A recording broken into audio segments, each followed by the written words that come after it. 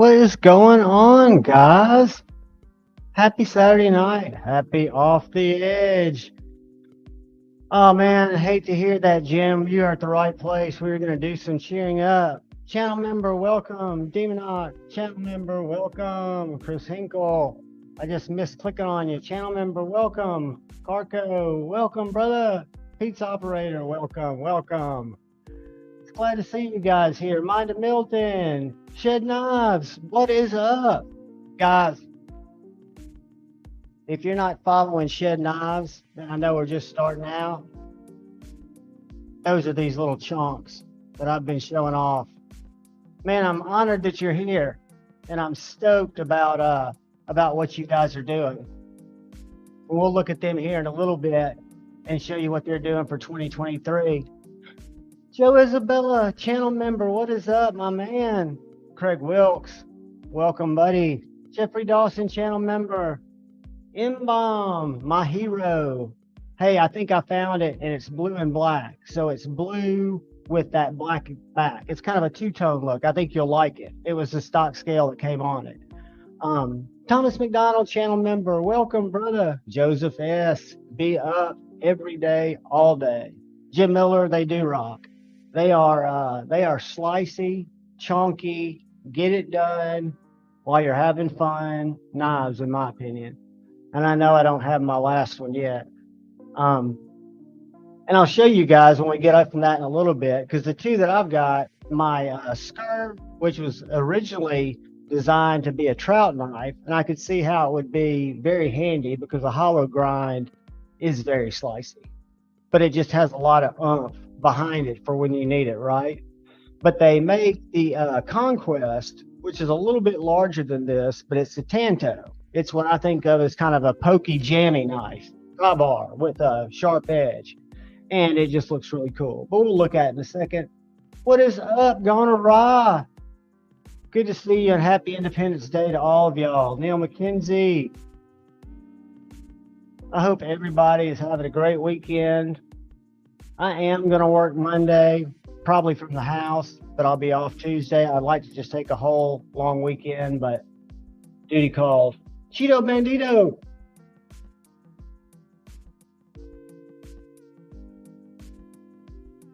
Rashida Bear. Hey guys, and we're going to continue the Isham theme from last night, at least to start. I don't know if y'all have ever tried an Elijah Isham Savivia McKenna, but this is the first knife, and you know how much I hate front flipping. This is the first knife I learned to front flip. And as light as that blade is, it is drop shutty, deep carry clip, G10, and is that D2? But the coolest thing is it's got Elijah's maker's mark on it. So that'll be going in a chat giveaway later tonight. Ed, channel member, holla. Good to see you, buddy. Welcome, Acid Test Kids, the man, the myth, and the legend. Well, tonight's your lucky night, buddy. I just have a feeling that it's going to come up roses on you. And like I said, guys, if you don't win a knife tonight, you will win a knife. I am thinning the herd, and I can't think of a better way to thin it than to pay it forward to you guys. Look what I've got, Miller. Oh, I've already got it over on the table, in the box, coming your way. And it's kind of ironic because my synthetic yellow tool steel junior will be here from Amazon tomorrow. And I did a review on it today, on the red one. And M-Bomb is just the man. He is hooking me up with some jerky. It'll be my first M-Bomb jerky ever, and I'm stoked. And what I'm going to do before we get too many people in here, which we might not. I don't know what's going on tonight, but I know that our friend, God, I'm going blank. Jody, Big Red EDC, did SKL earlier tonight, so I'm not aware of another late night stream. as long as you guys are engaged. Being a Christian channel member, I did get your email, buddy, and I've got you right over there, hot stuff. Everybody didn't go out today, but they will go out Monday. And if I've got your email address, for those of you that sent me an email, when everything's printed and taken, it'll send you an email notification and you can track it. Or if you don't have that set up, just shoot me an email and I will send you the tracking number.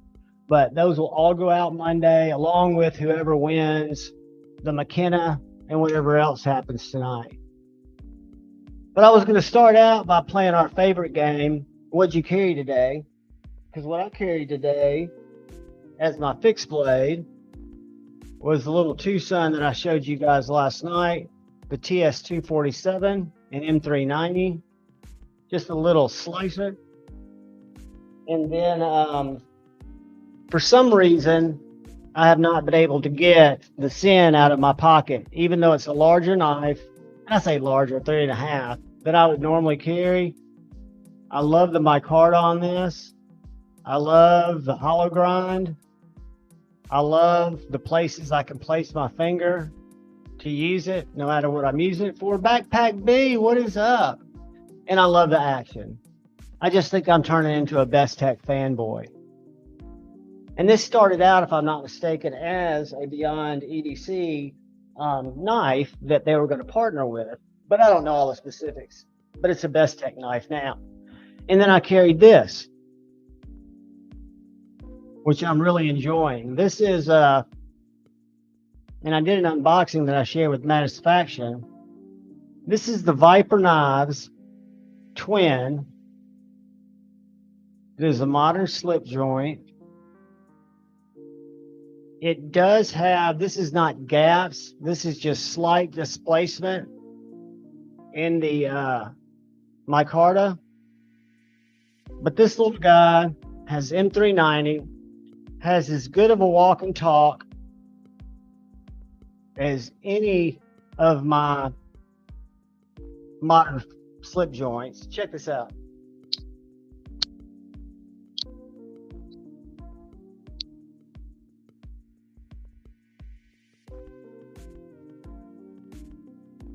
But that's what I carried, and it comes with this little weird taco slip that I've never seen one like. But I like the blade style. I like the thinness of it, of the whole knife, because as you guys know, I'm a single blade slip joint guy for right now. And this looks really bright, but the reason it does is it's crowned. That spring is crowned on the back. But that is and completes my Saturday PM carry. And if you guys want to throw up what you carried today, I would love to be in the know. And Jim Miller will start out with the CRK Spew, the Pony Stout, the Ritter Hogue RSK1, and the SOG Power Pint. That'll get anything done right there. That is a good carry. Demon Ock carried the XM18 3.5 inch and the EMPC EDC Nimble V2. Guys, after I get through with the carries, I'll tell you what I'm wrestling with right now as we sit here. Joseph S. Spyderco Tenacious, the Elementum Tanto, the Mini Tac Bowie, and a Stockman. Very nice. Very, very nice. Thomas McDonald, channel member, is carrying the CRJB Centros, a Dylan Mallory design. You cannot lose there. What is up, B for Baron, channel member, my brother from another mother? For some reason, when I click, I'm getting this delay like I did last night, where it doesn't happen right away, and I don't like that. Crispy Critter is carrying the American Blade Works Model 1 and a GOM with his CZ Pew, and it is a beauty. And it is good to see you, Crispy Critter. And it was good to chat with you via chat earlier today. Jeffrey Dawson is carrying the ProTech Rockeye, the Manix 2 with AWT scales, and a Grant Tripper. Did you get your Tripper in, buddy? Talk to me, because Jason's going to join us here in a little while, hopefully, and he's going to show. Have y'all seen what he did to that one Tripper on his Instagram? The hollow grind? where he reground it, and he can do that for you. I mean, it's just sick stuff. We'll get there in a second. I won't go squirrel on you. Craig Wilkes, channel member, carried the Sin Cut Serene. My brother, Backpack B, who I crept on last night because I was too tired and I was in and out of consciousness, carried his full-size FSD and his quiet carry drift. I would love a smaller FSD, but it has not yet elevated my grail list. But a quiet carry drift, after being in love with the 9 and loving my Waypoint, and that new quiet carry drift that's my Carta, it's just got me very curious.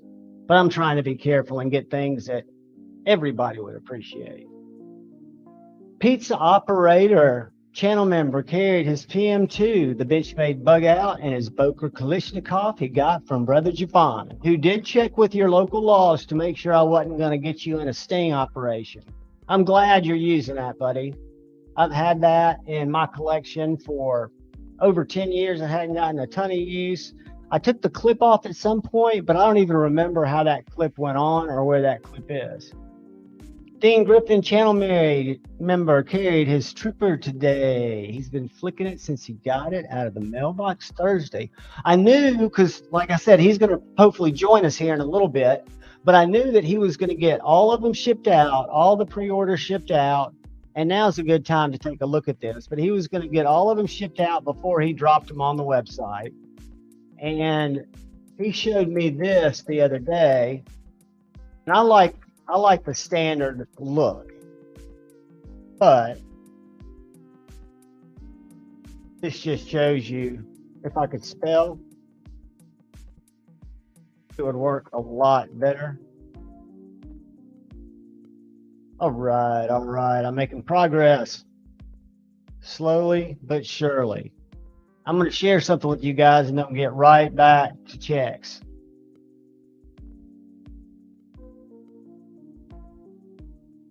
So, of course, these are the trippers that are awesome knives that I will buy one. But check this out, guys.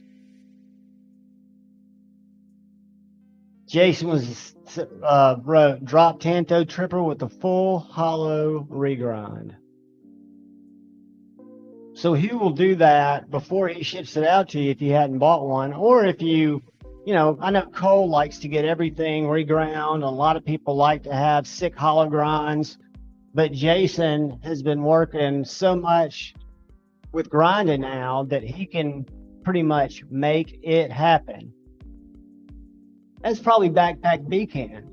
But I loved it, Jeffrey. I only had it for about a week, and I had the proto. I didn't have the completed model, but it fit my hand perfectly. I loved it. It reminded me of a better balanced, and I only say better balanced because this is a very big knife for me. And I just loved that tripper. And I think I'm going to get the black. But I'm glad y'all are getting them, and I'm glad y'all are digging them. T-Fetch, you're back. I saw your message earlier, buddy, and as you know, these streams are always optional. I love that you guys are here, but I know shit comes up, and we all got life. Carrying the Victorinox XLT. I will have to just throw that in here because I'm in the market, and not in a big way, because I do have my Skeletal, and I've got my new little ratchet, so it'll do everything. But I think I do need a Swiss Army knife of some sort in my collection, and I just don't know which one yet. I'm in no rush to get it, but that's why I always take heed. Hey man, channel member, when someone posts one. The Northern Invader, howdy and welcome, brother. Ed, channel member, carrying the Rosie today. Now, that, even though I've only handled it at Blade Show, had fallen off my grail list. And when he pulled out a Blade Show this past year, for what I thought was a very fair reason, it is back on my grail list. And I want to own a Rosie at some day. Dean, I've never taken his full-size FSD out of the house. I don't blame you, man. I can enjoy it. I can flip it. I can cut paper into my empty Amazon box all day long inside and know that the worst that I'm going to have to do is tear my couch apart to find it. Let's see, Aberdeen Blades, welcome, brother. I'm just running through some pocket checks before we get into just random shenanigans. And we might have some guests. Like I said, Jason might pop on. What he's going to do tonight or the next time I go live is he's going to give us a tour, because he's going to be moving soon and setting up a new workspace. But he's going to give us a tour of his shop, his garage, where he makes all the J-Cals, where he does regrinds on knives. You know, when that's awesome, Dean. You are going to love it. I've got both of mine that need to go to Lancelot Leather, but that's the second one I bought. And guys, I bought both of these as finished models when he posts them up on Instagram. I was feeling froggy. I built this today. It's up for sale. And this one is in S35VN. No, this one's in tool steel and G10 with G10 pins. And I'm going to get Master Joda, Lancelot Leather, to make a sheath for it. And then my favorite and my OG is this little 5.5 inch with that really nice copper lanyard tube and that mosaic pin with that real nice micarta in this chisel grind, which I didn't think I would ever be a fan of chisel grinds. I've run from Emerson's because of chisel grinds and because of other reasons, but I have enjoyed cutting with this knife. It is easy to bring back to a slicey edge, and it is felt like it's made for my hand. And I'll tell you what he is. I talked to him earlier tonight. I don't know if y'all were here last week when he was on, but he's got and has gotten a standardized set of 5-inch handle blanks and 6-inch handle blanks, which will allow him to go in and build 6 and 5-inch standard J-Cals and build them in different configurations, maybe show them off on Tuesday or Wednesday on Instagram what he's working on, and then have a quick drop on Friday. Now, that won't be in lieu of him making customs and him doing what he does right now, like he's making me a 5-inch small cleaver that looks like a gripper without as aggressive of a point. So he'll still be able to do that, but what he's going to be able to do is do some Maker's Choice models that I think, and I told them, guys, and you tell me if I'm crazy, you've got the Grant wow factor, right? Like the tattoo artist that can take that skill and apply it to metal, to any medium, and make really cool shit. So you've already got that part down. But if you go and you look at what Jacob's doing, Jacob Ginsburg at Jacob Creates, or you go look at what Nudge for Knives or Nudge for Knives is doing, I saw them at Blade Show. They're selling little 5-inch knives that are very basic drop points for right under $300.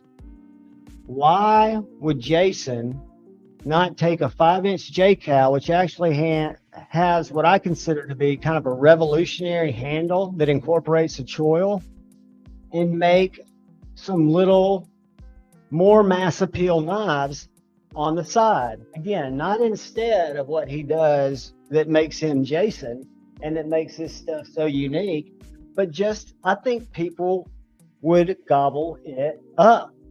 I know I would. I even talked to Jack over at Shed Knives, Jack Billings, who is a fantastic young man who's super talented. If you see where they've come in just a short amount of time, you will be blown away. But I would love to see this knife, which is, let me grab there's my tape measure. And the resilience is just a little bit bigger than my stir, but it is 7.5 inches. I would love to see this knife in a 5.5-inch knife. Not with this blade shape necessarily, but I would love to see a small, chunky, tree splitting, forehead slapping, trout cleaning, overbuilt knife in a tiny little knife. Because guys, I will tell you, I carry this knife on weekends, and I carry my Skur. My Skur has, it's on its way back, but my Skur has an ulti clip on it, and it's a pocket dropper. It's a 13-ounce pocket dropper, but it's a pocket dropper. And guys, those knives are made in Delaware, and if you'll remind me, we'll look at them again in a little while. And they are under 150 bucks. The big ones are under 200 bucks. Mateo, thank you so much. And I've got your, I'm going to go in a second. I'm going to take a quick break and let y'all talk around yourself when I have to pee, and I'm going to go get that scale. Jim Miller. Guys, I'll tell you, I was so touched last night when, let me get my notes out because I have no short-term memory. But when Brother Cheeto won the members giveaway with the real steel Metamorph, and he gifted it to Randy WSG. Well, I sent Randy a message last night on Instagram that he didn't get till this afternoon, and told him what had happened, right? That Cheeto had won, but gifted it to him. And guys, that made me feel as good or better than giving away the actual knife. I just think that is so huge. Demonot, thank you, dude. I appreciate it, buddy, more than you know.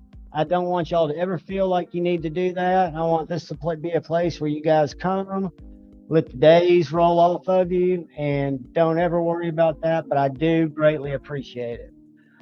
But Randy's message back to me was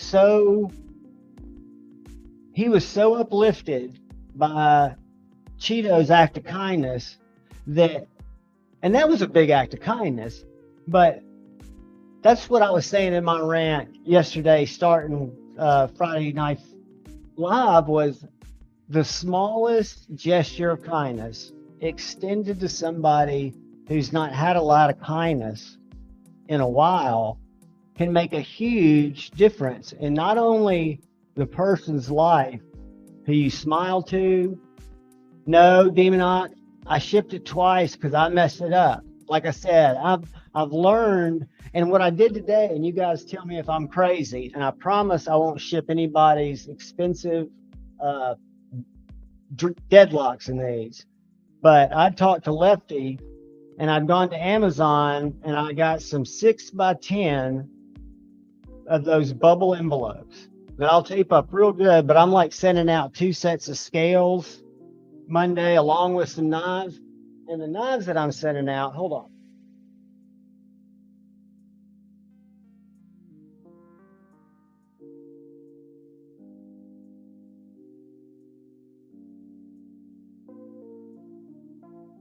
The way I look at it, most of the knives I'm sending out, this is going to Brother Jim, is a box this size.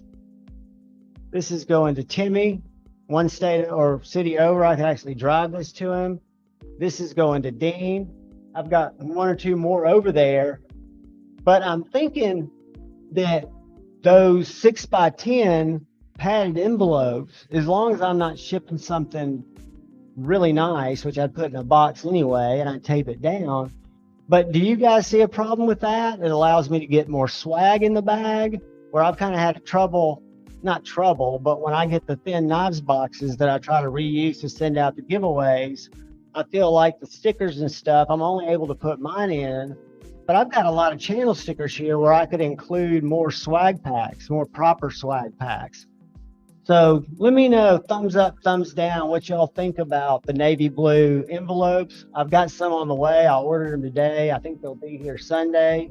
I'm going to ship the 2 sets of scales. Mateo, let me know how those scales arrive. I'm going to have them with a little bit more, and I might put them in a box since it's a single scale and it's a clip scale. I don't want anything to happen to that one. And I'm sending Brother Marisol he hooked up some of my TRM neutron scales that he was interested in. And I'll tell you guys, if you've got a nerd, a TRM neutron, or if you've got a atom, and you ever take that dive, if you do what I did, I first got the neutron.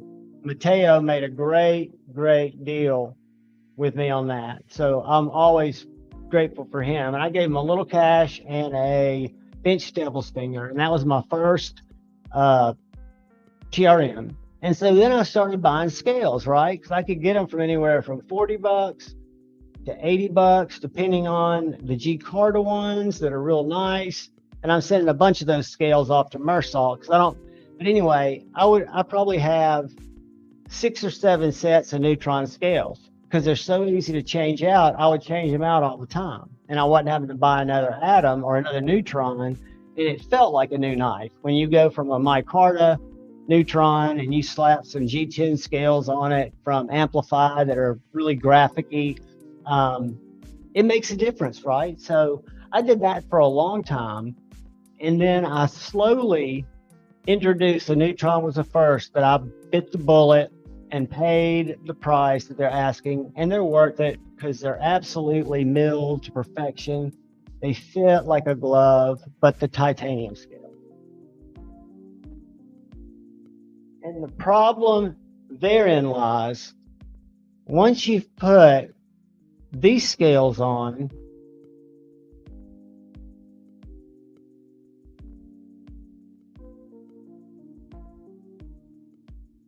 even if you have the coolest micarta scales, which I think these are very cool micarta scales.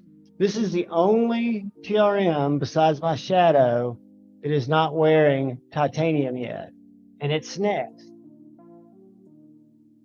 But once you put the titanium scales on this knife, I just don't see going back. And Mersault was real interested in the G Carta, offered me a real fair price. We've got a surprise guest, guys. Everybody buckle up. We were talking about him earlier. What's up, buddy? What's up, buddy? How are you? I'm good, man. Can you hear me? Tell me if you're getting an echo or anything. I've got some monitors hooked up, so I'm hoping my sound's decent. No, you're good. We were just looking at your hollow grind, regrind on your tripper. Several people in the chat have been getting their trippers this week, and they're stoked. And I was telling them you were getting all the pre-orders out before you dropped them. Yeah, I'll probably put them up like, I don't know, next day or two. I just wanted the people that pre-ordered them to get them first. Well, I've seen, it looks like the, at least in our little small sector of the knife world, everybody seems very stoked. And I'm very stoked to grab a black one. Nice. Yeah. Match my gripper. That's what I've decided. What are you doing, buddy? Besides grinding knives, selling knives, and making knives? Tattoos. We're getting ready to move, actually. So, yeah. So that's happening. And I'm sure you guys will manage that pretty well. And that's one of the things I was telling the group. I didn't have any specifics, but I said we might get a treat before you move of getting a tour of your workspace where you make the magic happen at some point. Yeah, I think so. I mean, I've never really showed it's just, it's just my garage, but it's pretty dialed in. I mean, it looks like imagine a machine shop mixed with a tattoo shop. It has like flash all over the walls, art, and then a bunch of like grinders and a manual mill and all the tools I use.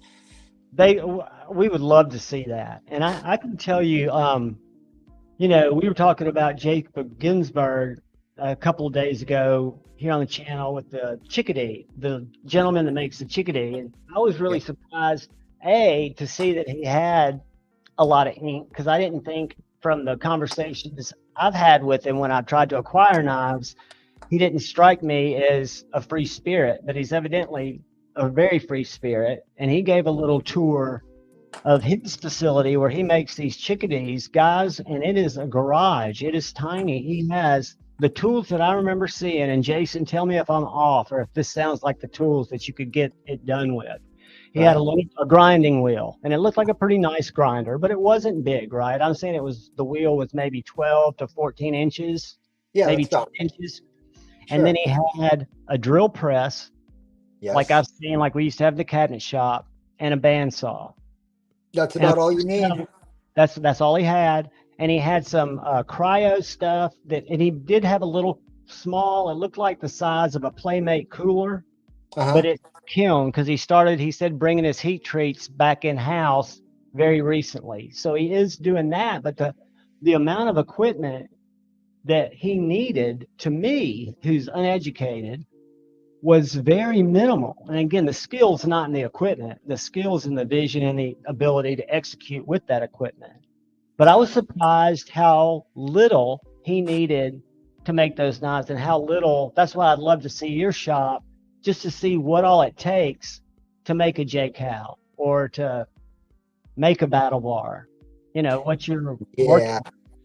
I have all the same stuff you just named off. And then it's the little things that you don't really see, like in a shop, that sort of set certain knives apart from others, right? Like you don't see all the different solutions I use to do my etching, right? Like you don't see like all the files I use for certain things, or like, you know what I mean? Like those would be kind of like your different tattoo needles and your different inks and the things that aren't, obvious to the person who's untrained.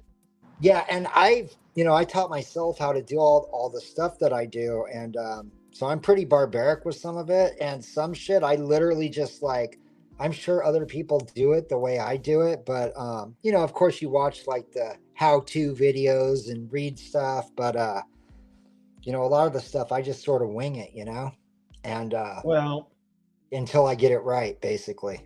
You can call it winging it, but I'm convinced you're channeling some muses.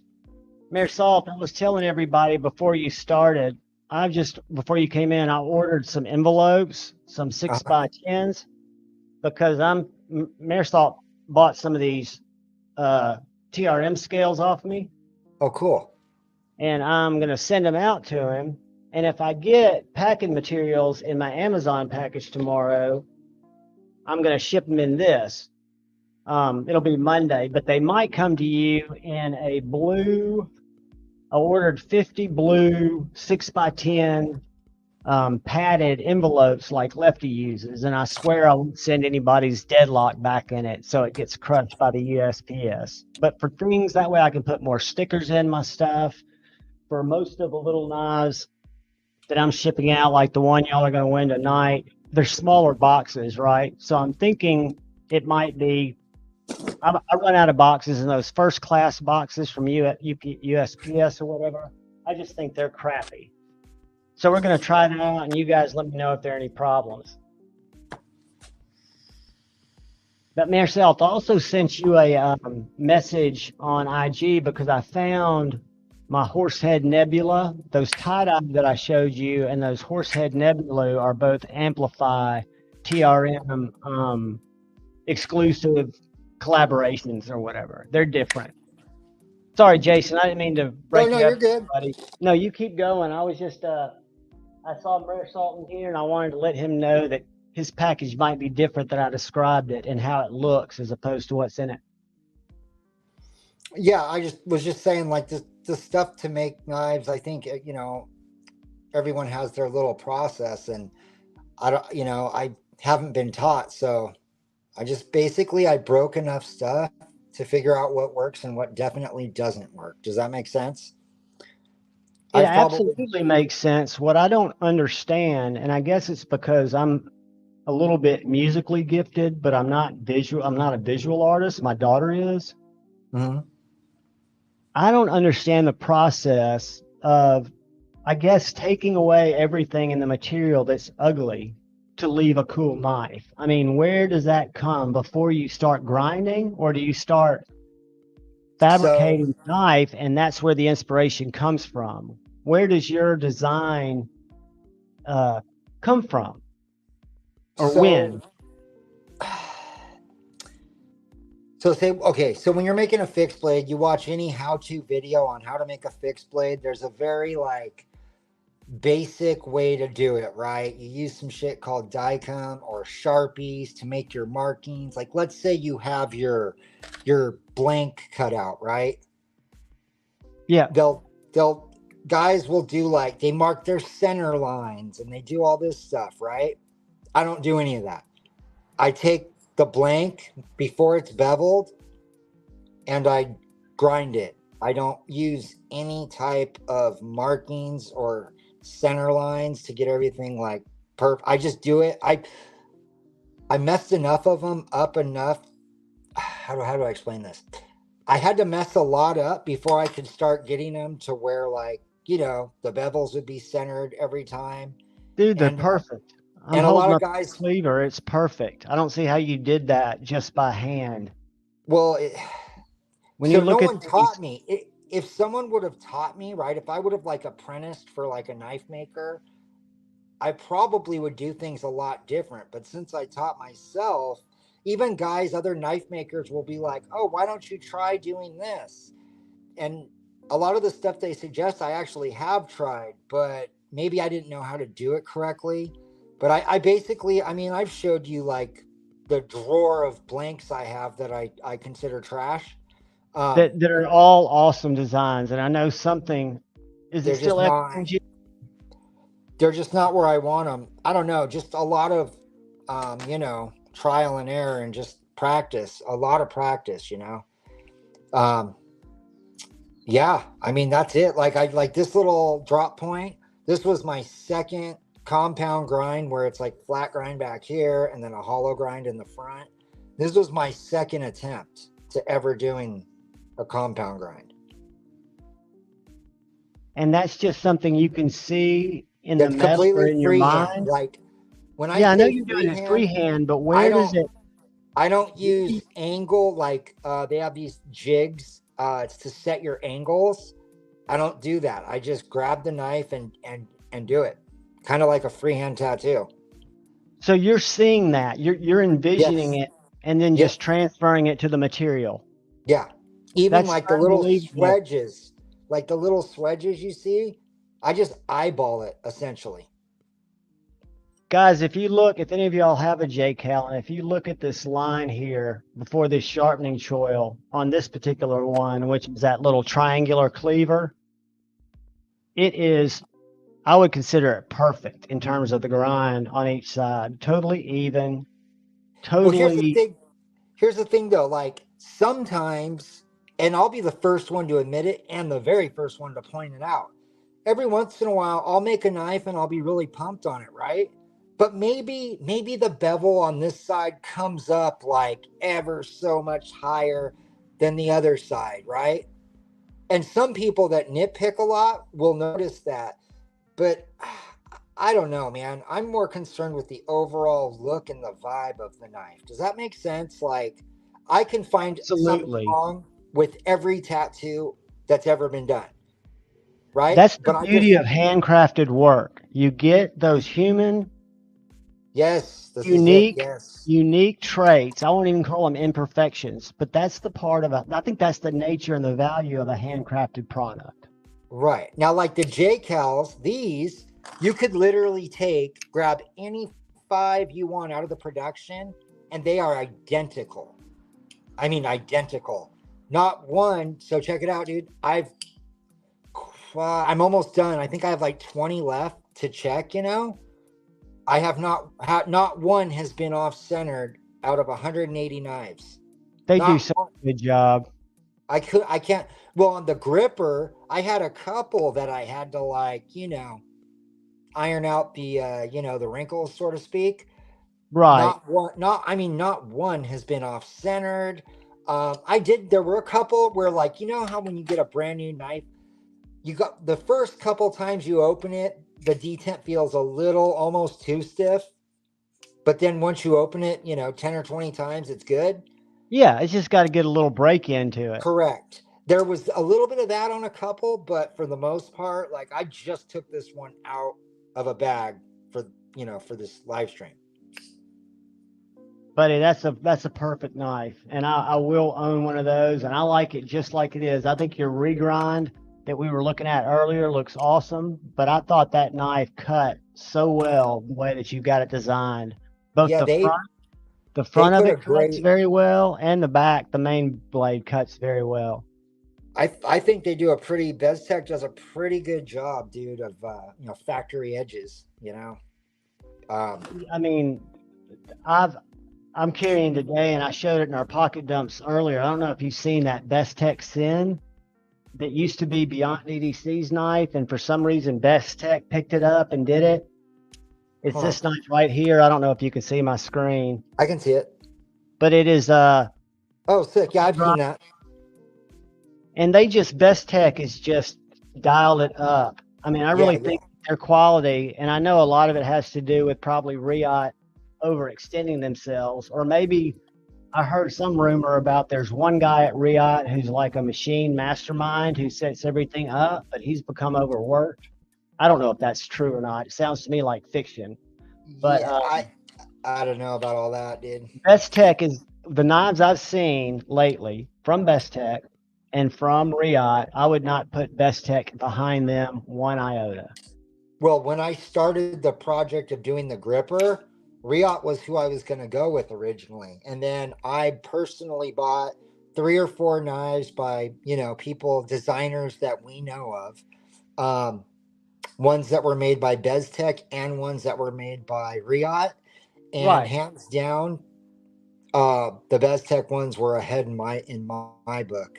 And I mean, they're pretty big makers, pretty big designers, knives. $400 production knives I bought from Riot and Bestech. Just to get a Just feel of how each of them transferred correct, somebody's design as an OEM. correct. Like bought a couple Arcanes, something obscene company, Vero. These were all knives I bought just to decide who I was going to have make the original gripper. That's how much money I put into picking the company to make my knives. I bought all those knives just because who made them, not who designed them, but who actually made them. Well, that's what's beautiful because you're a true, not only a mechanical engineer, even though you wouldn't call yourself that, you're an artist. So your design, you've got the comfort, I've got the confidence that the design is going to be perfect or very close to, and you want the execution of your design to come Yes. across as close to you envisioned it being. And that's where I think you've really upped the game, not only put out killer designs, but they've been put together very well. I mean, Yeah, I mean, hats off to you, buddy, and congratulations. thank you. Yeah, after the original gripper, I had several OEMs reach out to me asking about if I wanted to work with them on my next production knife, and no, I didn't at all. Especially because every OEM that reached out to me, I own a couple of their knives because they were in the runnings for who was going to make the gripper.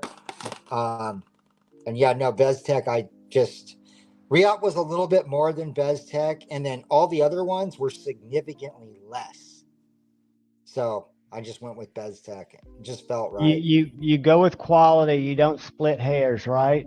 Craig Right. Wilkes, thank you, new channel member. I appreciate your support, buddy. Now, don't get me wrong. I like Riot knives. I have several. Riot made knives. I love them.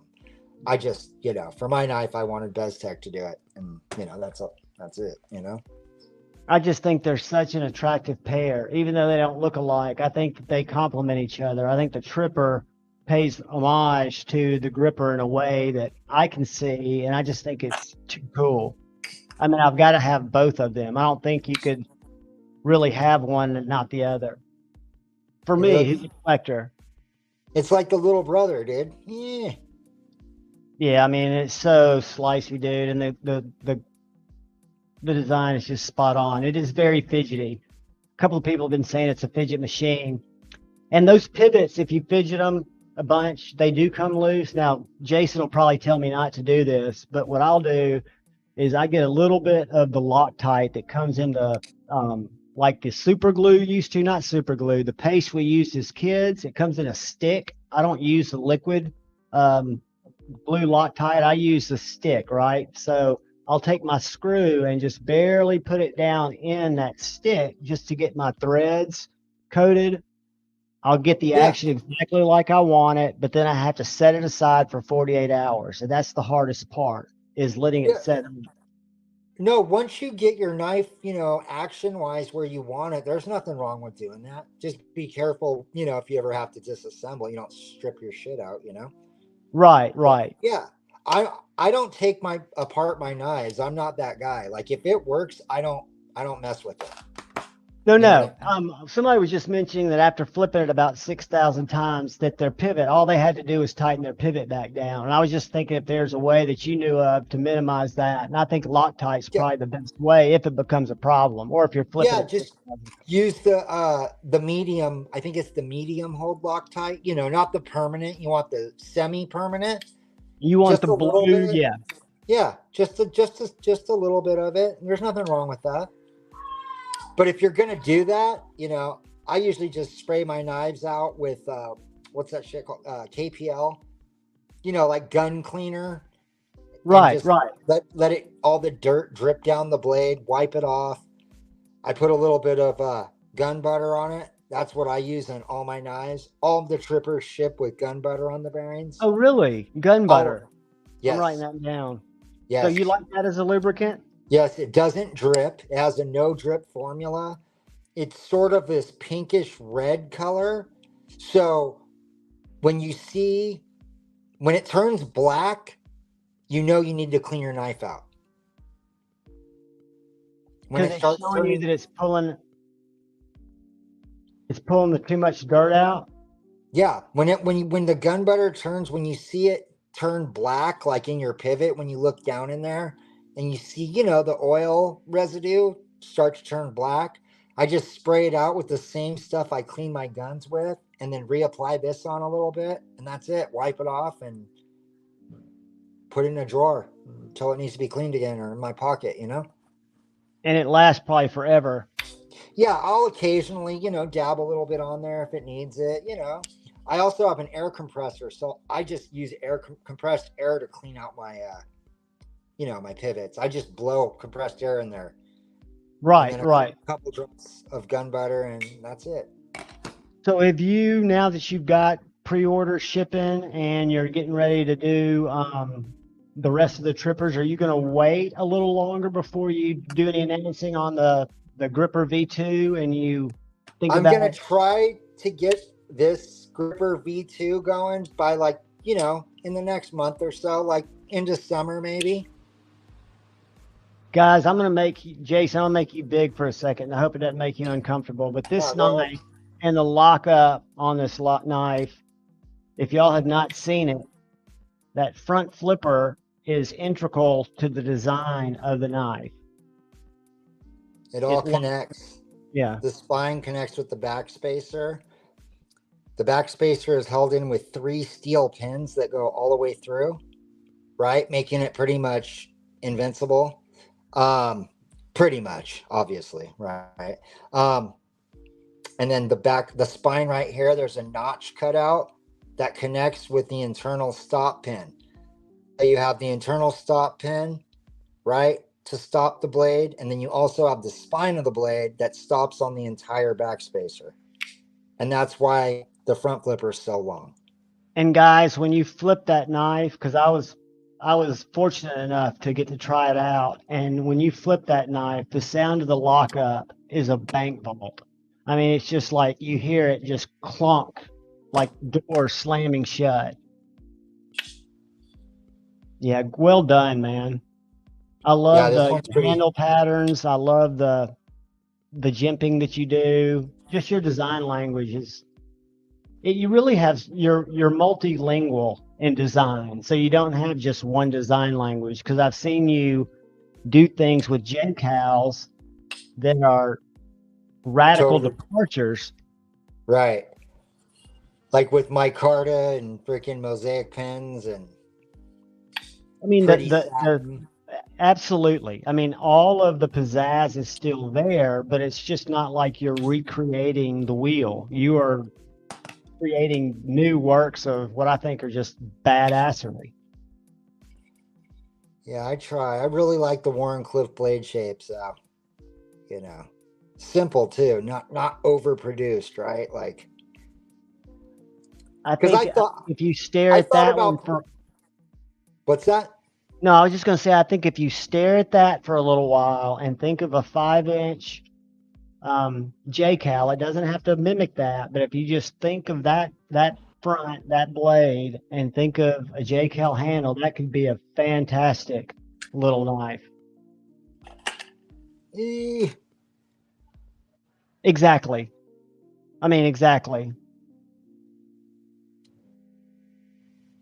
Dude, that is so, and the Ultim, to see that coffin weight relief in the handle, I don't know why that just floats my boat, but I think that is so you, and it is so ingenious. yeah, I like the coffin. Now, I know you like making compound grinds because they're difficult. What do you see from a user standpoint? I know you have two blade geometries, but would the idea be that one would be a harder use part of the blade? Again, I'm ignorant, So, so I don't know. well, I'm definitely not the smartest guy in the room either, but check it out. Like this is not finished. This is, you know, but like in the back, you have a flat grind, right? Um, so it's thicker behind the edge than the front. Um, and a lot of times they'll do them backwards, right? Where you have the flat grind in the front and the hollow grind in the back. I've done them both ways. But basically, for a camp knife like this, I do the flat grind in the back. So if you're ever needing to whittle wood, right, or carve some shit like trees, I don't know if you're like, I don't know, into the world apocalypse situation, right? You have Right. that Or thicker, starting a fire. right, whatever. You just have that part of the blade that's a little bit thicker, right? And then if you got to get weird with some freaking, I don't know, cutting some little paper maches or something, Or dude, you can use, slicing fruit or something or like that. whatever. Yeah, going through a box or opening a package, you have that thinner hollow grind up toward the front. Now, again, I've done them both, right? Where it's flat up front, hollow in the back. This one just happens to be flat in the back and hollow in the front. I But just, I yeah, mean, I mean, I don't think they're honestly as good as like for slicing as good as something with like a full flat grind or something with a deep hollow grind. But I don't know, it looks kind of cool and it's different, you know? guys, I mean, they're just outstanding, buddy. I mean, just literally breathtaking. Your page, I go to it as much as any of the retailer sites that I look at knives just to see what you've posted. This one's not finished. This one, I rarely do full flat grinds, but this one has a full flat.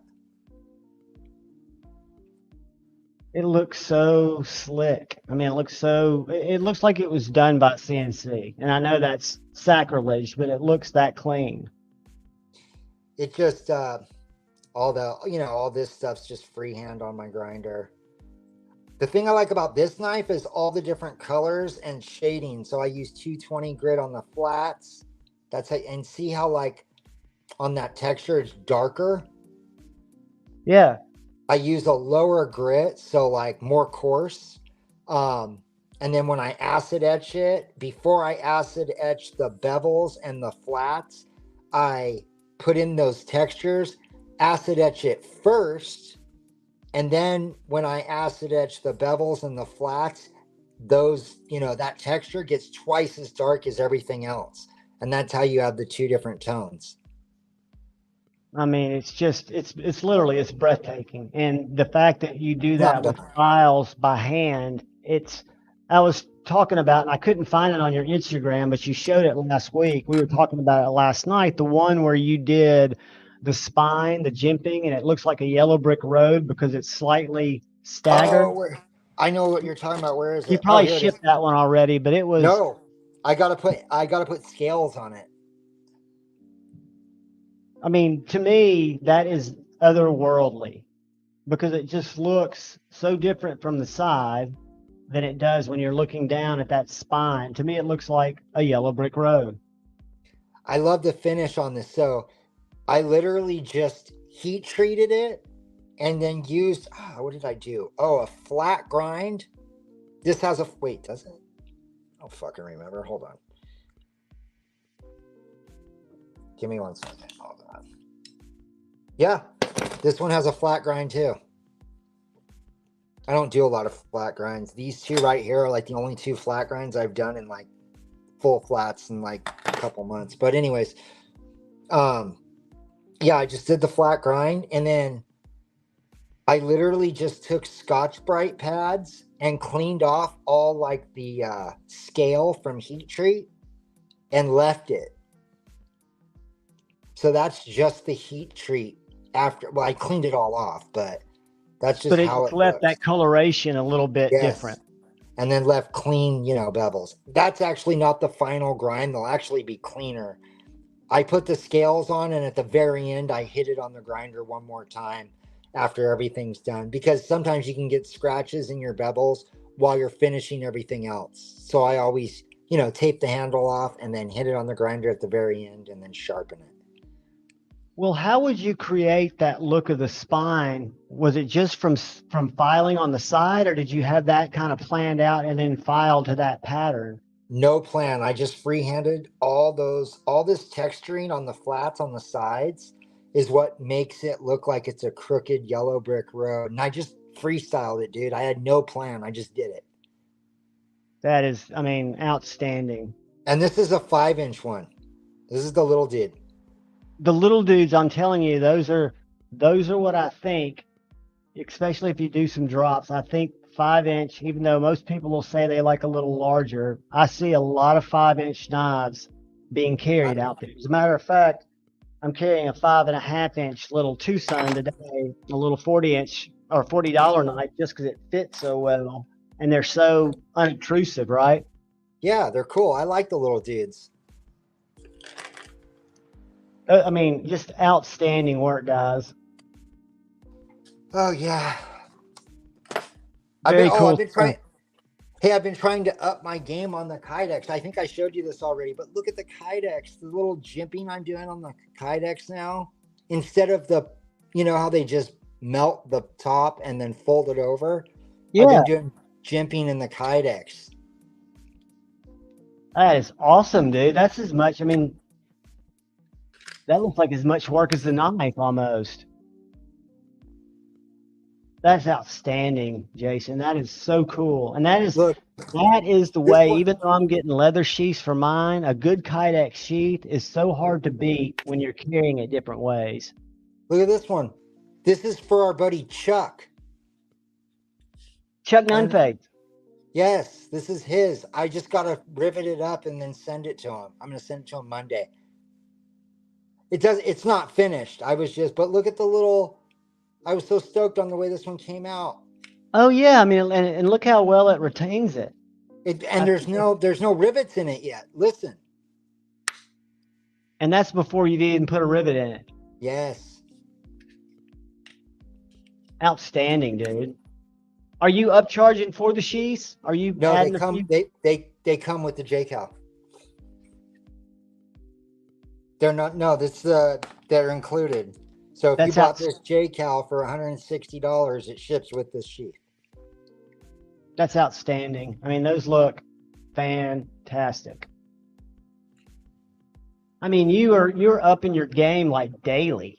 It's not weekly. I mean, it seems like with every knife, you're pushing it more and more. I'm trying. That's why I think if you can settle on a couple of designs that you can be stoked about, but know that you got them where you want them, and then continue to push the envelope on your custom projects, but put something out that 100% of the people are going to think are super awesome, even though you know you could do better because you built one. So if you build one, it would make sense to you because you're an artist that the next one should be better. Right. I would do like a drop point and a warning, you know? Yeah. I mean, just something that's kind of, and you're not going to be dropping hundreds, but if you drop 10 and just to see what people think, I think it would be, I mean, they're just wonderful little knives. Thank you. Oh yeah, and then like on satin bevels, I always re-hit the grinds after the sheath's finished. Because while you're making the sheath, unless you put tape over it, the finish will get scratched, you know? So Oh, I got you. I make the sheath first, and then at the very end, I re-hit this. I make sure all the, the Kydex dust is blown out of the sheath, and then I ship it. But yeah, I like making the sheaths without putting tape around the blades because you get a tighter fit. Sure, it's going to be more. And then if you're willing to sand it afterwards, that's even Yeah. better. Or do the final on it. Well, it's just easier anyways because, and then if it's something that's like one of these, like these are 80 CRV, so I use gun blue. So I make the sheath and then I refinish the blade before it ships. Outstanding. I mean, that handle is. This handle's not finished. I still got to polish it. No. I'm simply talking about the ergonomics of that handle.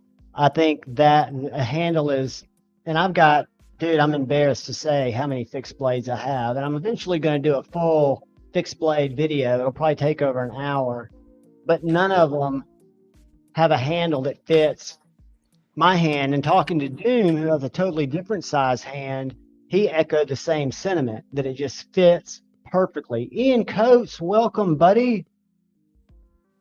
Needham had to do something, and he said he'd be back, Ian. But yeah, you've got magic on the handle and the choil. Yeah, I know.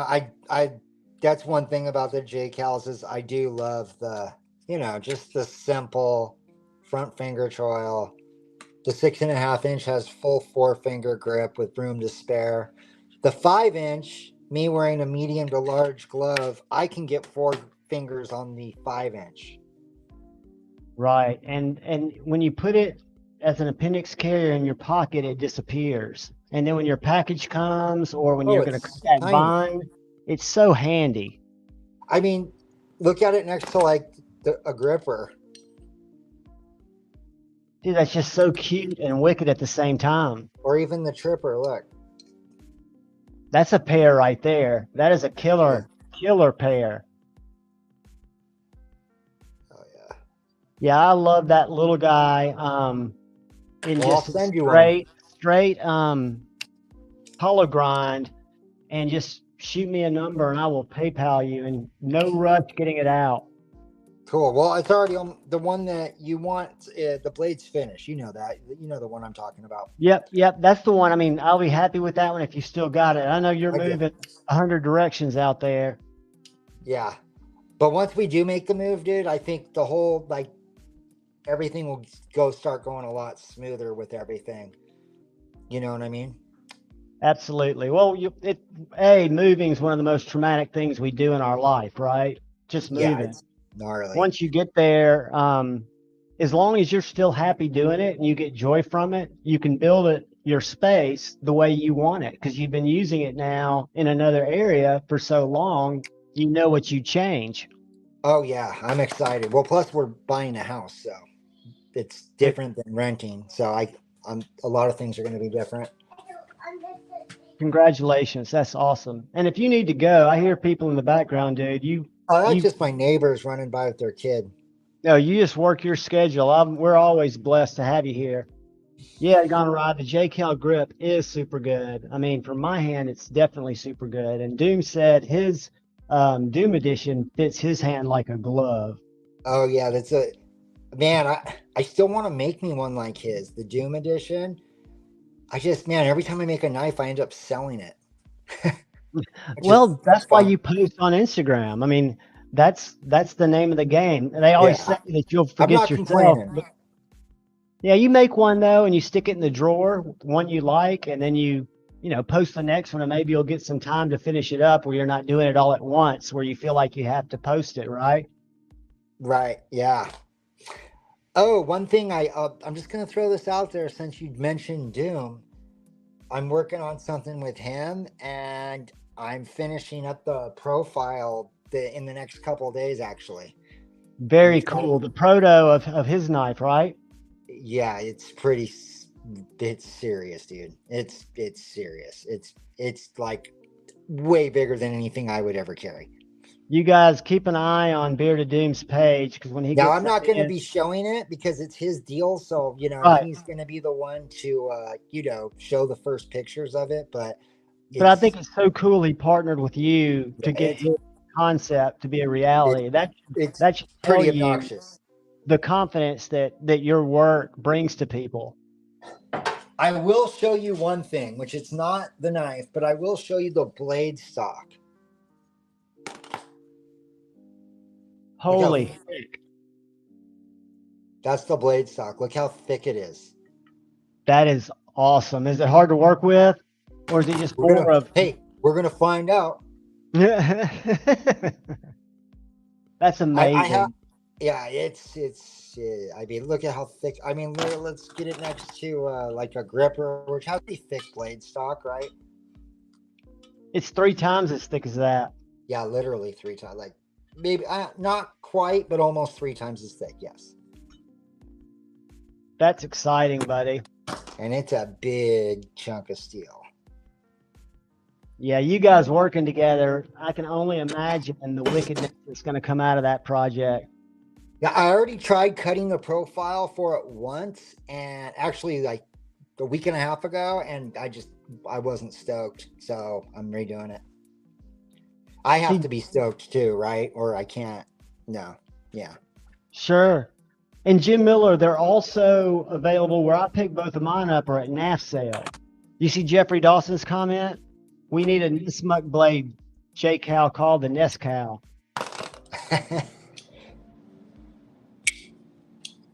Yeah, Jack said he was going to be dropping some sheds, but he did get the seller partnership with NAF sale. So when he got back from Blade Show, he put his inventory up there, and then he also sells them on his site. And Doom likes his knives hefty, and he rides a motorcycle with those big bastards. That's why He has to balance himself out.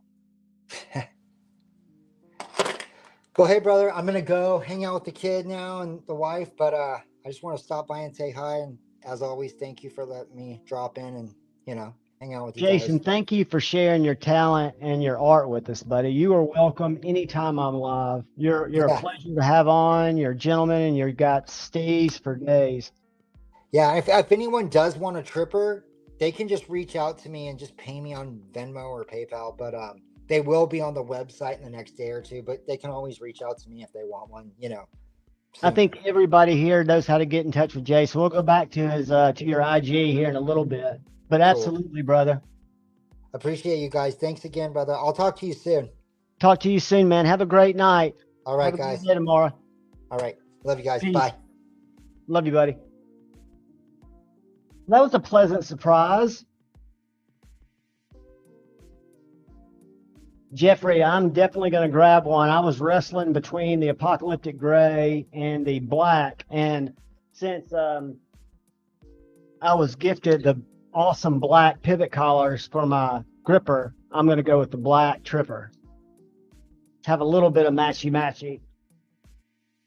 But it is such a great size knife. I love the gripper, but for me to carry it, it's a bigger knife, right? It's more of a weekend knife than a go to work knife. But it is such a winner.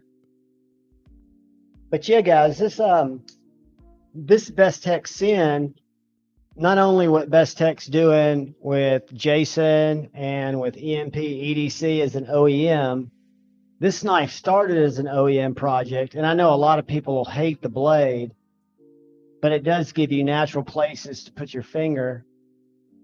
But just the fit and finish and the workmanship of this knife, the hollow grind's done exceptionally well. The action detent is done exceptionally well. I just think Bestech is really upping their game.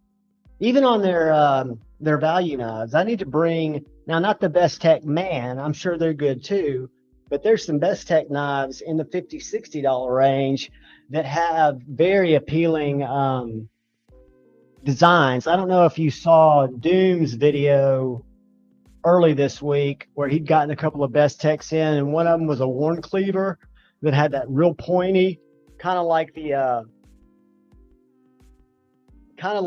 hedgehog blade, but it was a G10 and 14C. So Bestech, I think, carries their quality throughout. You know, I know one of my first 20 knives when I started collecting again was a Bestech Texel. One of the best flipper knives I've had, and it's still kind of in my family. My daughter's boyfriend, soon to be probably fiance, was able to pick a knife out, and that's the one he picked after flipping several as a camp knife. Dopey, my brother, channel member, welcome. Ed, you're not having trouble anymore, are you? I'll start slowly pulling people's privileges until we get you from being harassed. Remember, guys, we lean in with love here. We can debate, but we have to keep people open so they can debate back. Timeout's no fun, especially on a Saturday night.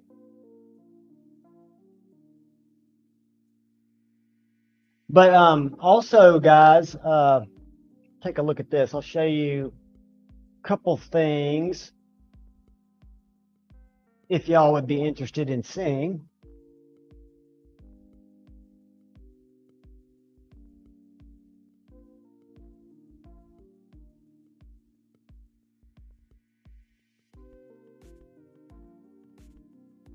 This is live.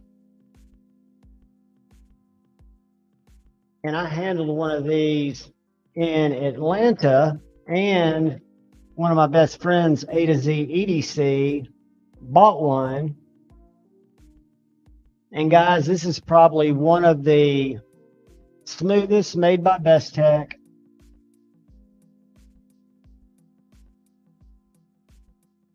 It's a little longer, but it is a very cool knife. And then if it was me, when it is me, I'm just going to probably reach out to Jason, because I don't know if he's added the Trooper back to the site yet, because he took it down before he went live with it because he didn't want it up there until he got all the pre-orders filled. And I don't know if he's told you guys, but he's getting ready to do some really cool, I don't know if he's got them up here yet, but no, he's got some really cool designs that he's shown me that he's been doing more knife-related shirts. So there should be some more swag on his page too. So yeah, the when he drops the Tripper, it'll come back here, or he's got him in the house now. So all you got to do is shoot him a message. Pretty Fly, what is up? Channel member, howdy, let me get that. Oh yeah, guys, and remember we're doing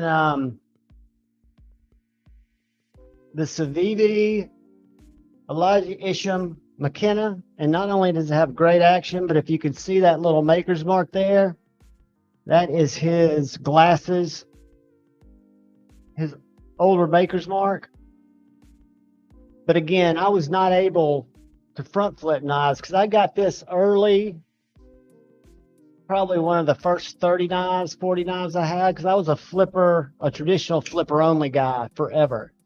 But this little guy, you just really can't fail because that point sets up to where I put my fingers just lightly on the clip, and then just all you got to do is give it the tiniest little flick. The reason I'm not good flipping them like this is because I have to take my fingers kind of off the clip. That's where I get all of my balance when I front flip a knife, is from kind of pinching it, not hard, but just right there. But this little guy, as I fail it, is fun, and one of you guys will win that. That's why if there's anyone in here that doesn't come in a lot, that's kind of new, just start chatting it up with some of the people. I was thinking when I saw Let Me Get That, I'm sure he's here quite a bit, but I haven't seen him in a while because I don't always watch the chat. So if you guys are in here not saying much, just say hey to some people. People will say hey back. That way if you win the giveaway and you're not a familiar name, you'll be a lot more familiar. G-Ball, what is up? G-Bizzle. So you'll be a lot more familiar. Like, let me get that. Gonzo, what is up? But this little guy's G10 and D2, and it's made it my collection this long. So the ones that I'm gifting forward at this point are all knives that I really, really find value in, which is great because hopefully you guys will find value in them and dig them.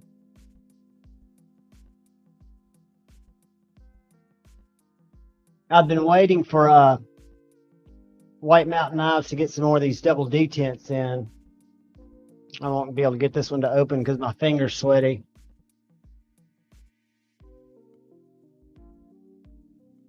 This little S90V guy, even though it's not the easiest to open, is a very, very slicey knife. And G-Ball, I was creeping today during your live when you were talking about that brother, the Warncliffe brother. I have seen that. I think it is new. I saw it yesterday or the day before, and I almost bought it, but it's bigger than this. And this little guy is at the large end of an EDC knife. Guys, if y'all aren't and haven't seen me talk about this knife or my review on this knife, this is a Watchman by Brother that I got off of Amazon. I found out about them through Slip Joints, but it's 14C 28N. Micarta handles that do sit a little proud of the spine. So if you can tell, you do have that relief of the spine going around the micarta handles, but it's still very, very comfortable. Comes with a really nice Kydex sheath where they've got the retention points that work with these bolt holes, so you get really good retention. 35 bucks. And G-Ball found this one today. Let me pull it up, because some of you guys, if you like fixed blades and you like deals, and this isn't too big for you, I think it's an excellent knife. And I almost brought it into the channel, and still might, because I can give it away, even though it's a little too big for me. But I'm going to pull this guy up, because again, the value is just that good.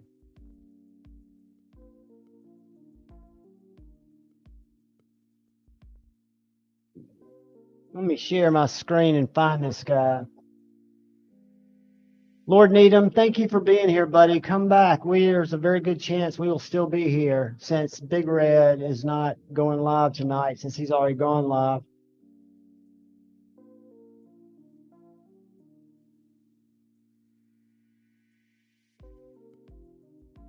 My phone knows that I've been looking at it, so I know, or maybe I can find it.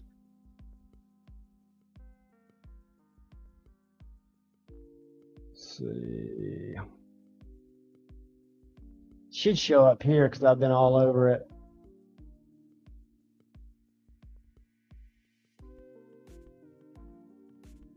Kind of give you an insight into the crazy shit. This is for my mom's cat. She was looking for raw food. I'll show you guys what I've got coming in tomorrow. These are the envelopes I ordered. Except 6x10s. And then tomorrow I'll give y'all a preview of an unboxing that'll be coming.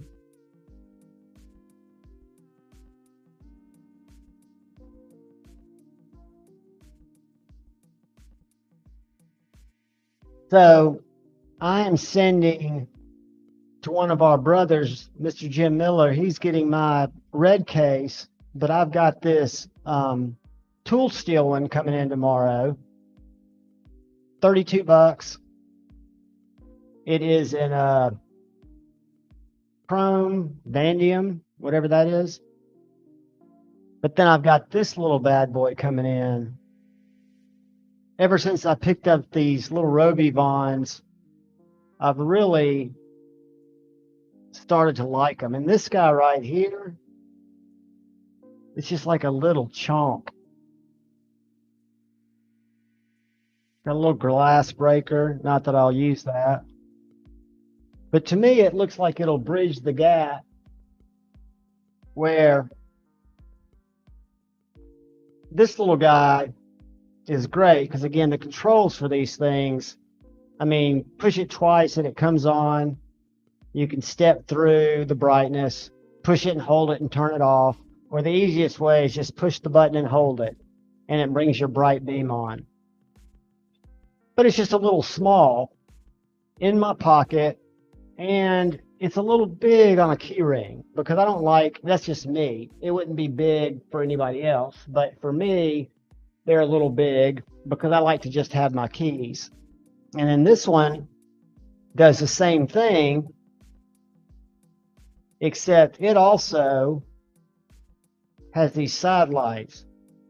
So if I need to go look for blood, this is ultraviolet. Or if I click it 4 times, it has a white light for if I want to read, like hang it up and read.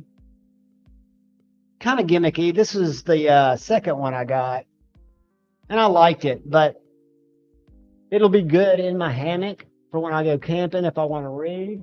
But the first one I got was the Angel Eyes.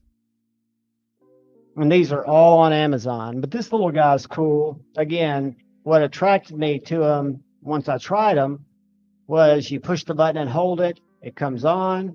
You push it twice. You got moonlight. Then you can step through the brightnesses.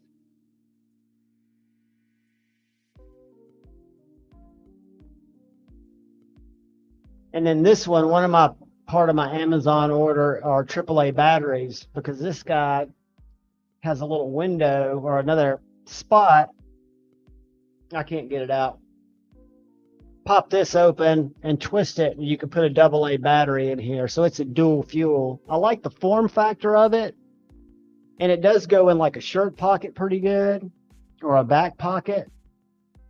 But it's aluminum or high impact plastic, and I wanted a titanium one to kind of replace my Dapper Ion, because the controls have gotten funky with that for me. Dopey Who shooting Tannerite.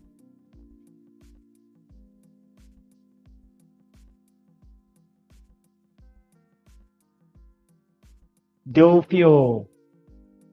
And the AA battery, when you run out of your USB charged, it's a lot, not a lot, but it's considerably less bright.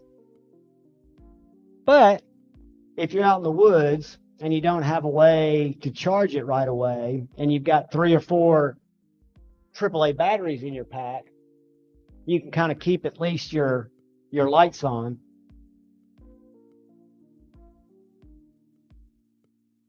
But I'd never tried a Roby Vaughn before, and I've really, because I'm an addict, just like I did with O-Lights, I really like these guys. I don't know if y'all have ever tried them before, but some of the accessories that they come with, like this little guy's like $30 or something, but it comes with this clip that you can put it on either way.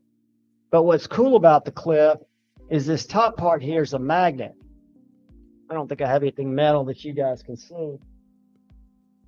Yeah, I do. I got a knife.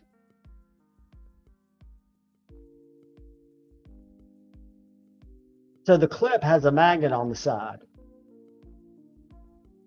Pretty cool.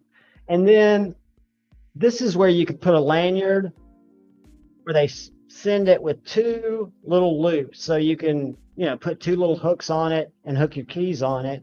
But it also comes with a little plastic magnetic piece that you can push down and it locks into place. You can't even really see it. It is clear.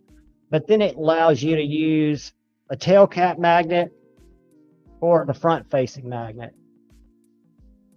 Again, I thought that was pretty cool. O-Lights are great, right, Spun? I've got my closest O-Light.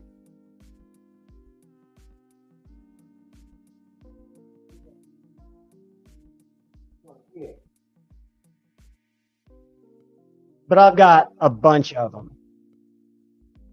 But my little baton is great. I don't know if you can see, I've got the lamp back there, the O lamp. But the controls are just, they're not as intuitive to me.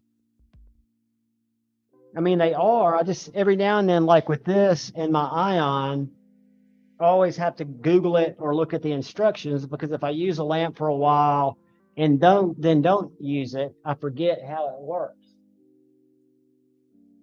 With these little guys, it's foolproof, because as long as I don't have it locked out, which is 5 pushes, I just push the button and hold it, and I get my high beam. And if I push it twice, it comes on moonlight, low, medium, high. There's just not a whole lot to it. So I find them pretty simple. But I'll let you know, tomorrow I'll do an unboxing of the little side buster, because my other one didn't come as centered as I would have liked. Doesn't rub, but I'll be interested to do the unboxing of that, and I'll do the unboxing of the Rovivon, because they're both coming in the same package, allegedly, if Amazon does their thing. And then I'll put that video out tomorrow afternoon. And I've got one, because I set my videos to come out at 6 o'clock in the morning. And just so you guys know, not that you care, but tomorrow morning is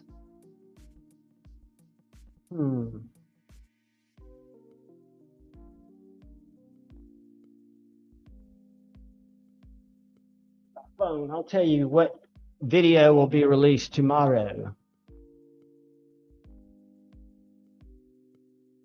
I try to do one video because I don't want to run out and have to start using knives that I really don't dig. I'm trying just to do knives in my collection or knives in my buddy's collection. But tomorrow morning will be this knife right here. And I know some of you guys don't like slip joints or double detents, but what I'm trying to do to see just what people think about it is I'm trying to stage my videos where I have a slip joint or a traditional or a knife like this, a modern folder, fixed blade, slip joint, modern folder, switch or fixed blade, so that it's a variety. Now, what I need to find out is what you guys like. You know, before, all I ever reviewed were modern folders, right? I didn't hang out with any of their knives. But what you guys like helps me decide not only what to buy and bring it to the channel to see if it's good, but I don't want to put out content that people don't watch. And I can tell just from views that slip joints get the least amount of views, but the people who watch them comment and they seem to really like them. So of course you can't say as much about a knife like this that doesn't have action. It does have walk and talk, but I don't want to leave anybody out, right? If I'm interested in it, I might as well share it. And if I had more knives, or if I had an unlimited budget, I would just keep buying them, right? Patina, the Terrain 365 is very, very awesome. So they just recently did, I've seen pocket metals and I've seen them online before. And the one I really like is this Tucson right here. Because I think I told you guys the only difference in these two knives, they're made by the same designer, same maker, Tucson, but this front flipper on this knife comes back further than it does on this knife. It would come to about right here. With my hand, it makes a huge difference because I can't get the traction really where I need to flip it. Whereas this knife, which is my favorite double detent, is effortless. And it's a warning. But just because that flipper comes back far enough, it makes all the difference in the world at being able to actuate it. Which just puzzles me, unless I've got just a really small hand, why that would not have been carried back as far. And the other thing I really like about this guy, and both of these were about 80 bucks before discount, is it's got the fuller. Roman M, welcome. Nuts for Knives, welcome. Brand New American, welcome. And Dan B, welcome. So that's why I prefer, if I was going to buy one of these two knives, and only one, I would probably get the Wharncliffe, even though I like the blade material. This is S90V. This is M390. This is thinner grind. This is still a fantastic grind. And I like the way this blade looks. And I'm a Wharncliffe fan, but I still like this blade better. But fatal flaw for me, I can't easily, without thinking about it, deploy it. I can do that all day long, but that's the way I should be able to do it, by just holding it. Or I can get real awkward and flip it like I would a front flipper, and I hate front flippers. So the way I use this knife is like a grandpa.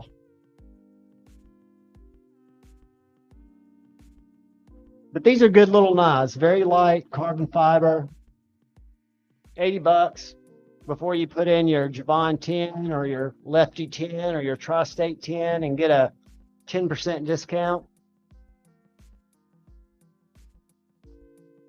Guys, I am not going to rush anything along, but if I do a giveaway early, I'm tempted to do another one. So y'all talk amongst yourselves. I'm going to go here in the background for 1 second, and I will be right back.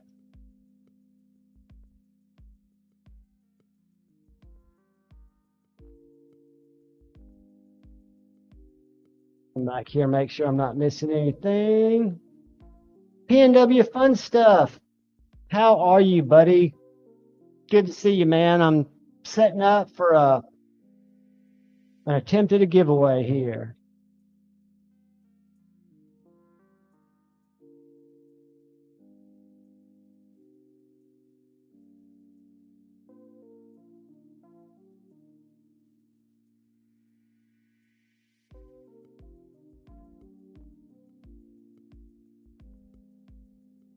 What I've got to do is I have got to pay for the comment picker for YouTube, because if I get the one that I pay for, not the free one, we can go over to other people's channels and leave comments and do our giveaways that way. But what we're going to give away tonight is this little dynamite front flipper, the Eliza Isham McKenna. And I'm going to share my screen. You've got to be 18 years old to win it. You've got to be recognized in the chance. Like, let me get that's been in here enough, talking to people. We know him now, right? So just if you've been lurking, speak up and talk to people before you get pulled to win, because it's going to pull out of chat. So this is going to be the knife. You don't have to put a hashtag. You're going to copy what I've got right here. I know it's going to be painful to type, but in honor of Lefty, who's on a plane, coming back from vacation, Patina's in for Dopey. So that is the entry word. So y'all take your time and throw that up in the chat, and we will collect comments. We've got 53 people in here, so I'd love to see 53 entries. Michael Lutchurch, welcome, buddy.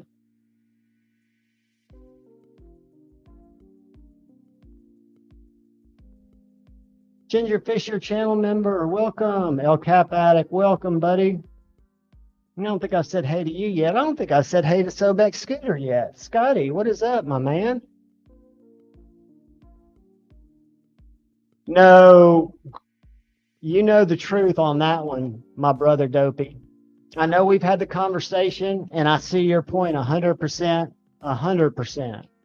But it was a misunderstanding, two violently or two radically different personalities. Both good guys. And Lefty and Roman, throw it up there again without a space. Just do Lefty EDC.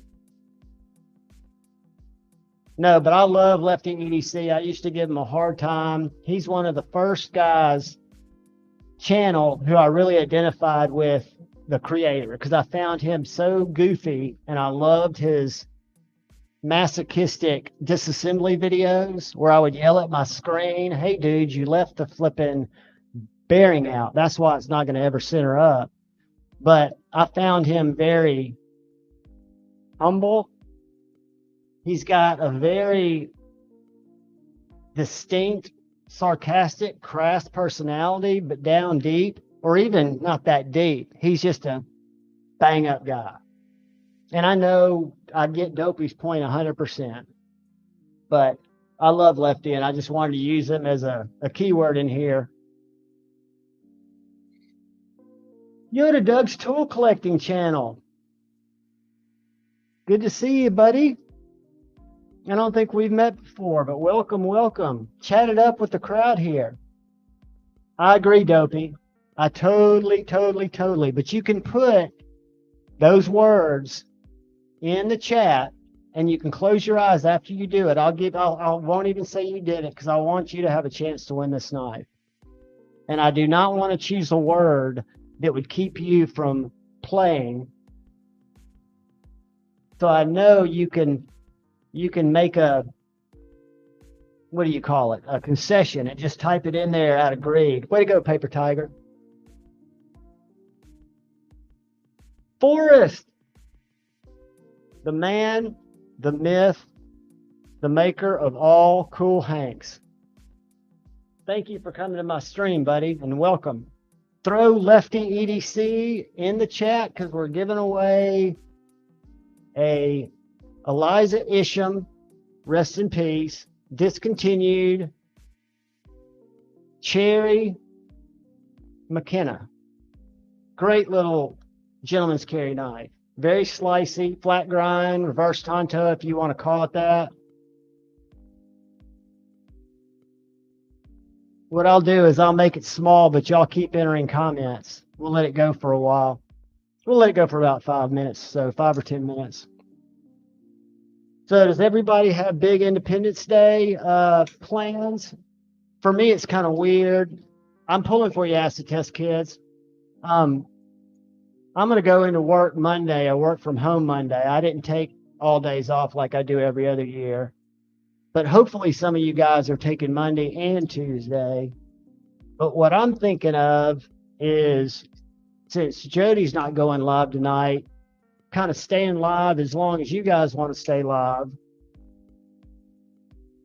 And I've invited some more people to stop by. They're on different time zones. I don't know if they'll be able to or not. Chris, take care, buddy. You want to stay for the giveaway? Put in Lefty EDC and I will draw. And if you win, I know how to get in touch with you. So make sure you enter Lefty EDC without a hashtag in the chat. Oh, Gonzo, man. I hate that, dude. Later, Chris. Thanks for stopping in, buddy. Agreed. I agree with everything y'all are saying. All I'm saying is, you guys do too, or maybe you do, but I know the person. I know the attitude is always brash, and I know it's not always seemingly sensitive and compassionate. But I've had conversations after that happened where he was absolutely bummed out because he felt like he might have hurt somebody's feelings. So there's good and bad in everybody, but, you know, I hate that any of us have disagreements or any of us get, you know, rubbed the wrong way. Nobody wants to feel picked on, right? It sucks. But, you know, sometimes things happen. We all say dumb things. But I know for a fact that he had serious regret and he was hurt that he thought he might have hurt somebody before he had the conversation. So I put it in there because this is his time. He let me join him. I forget how many months ago. I guess maybe a year ago, I started doing Off the Edge with him. We have a good time. We do say stupid shit. I usually say very little, but he is a good guy, and I know y'all know that. I know he does things that upset people, but he's done so much for the community. He's done so much for individuals in the community.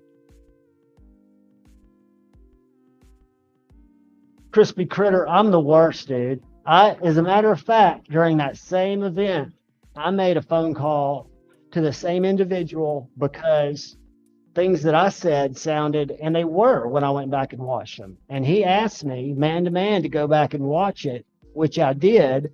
And I was mortified. I mean, if I get on a roll and just start talking, that doesn't mean that my heart's dark, that I'm trying to make fun of somebody. It's just that sometimes we get caught up in the moment and say stupid shit.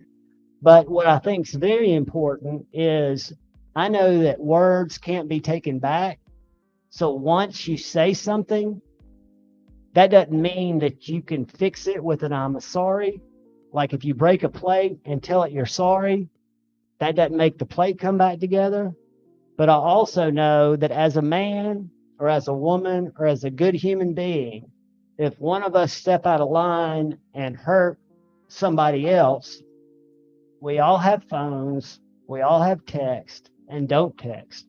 But you can find somebody's phone number, and the best way to let bygones be bygones and say you're sorry, whether it's accepted or not, is to have a conversation with that person.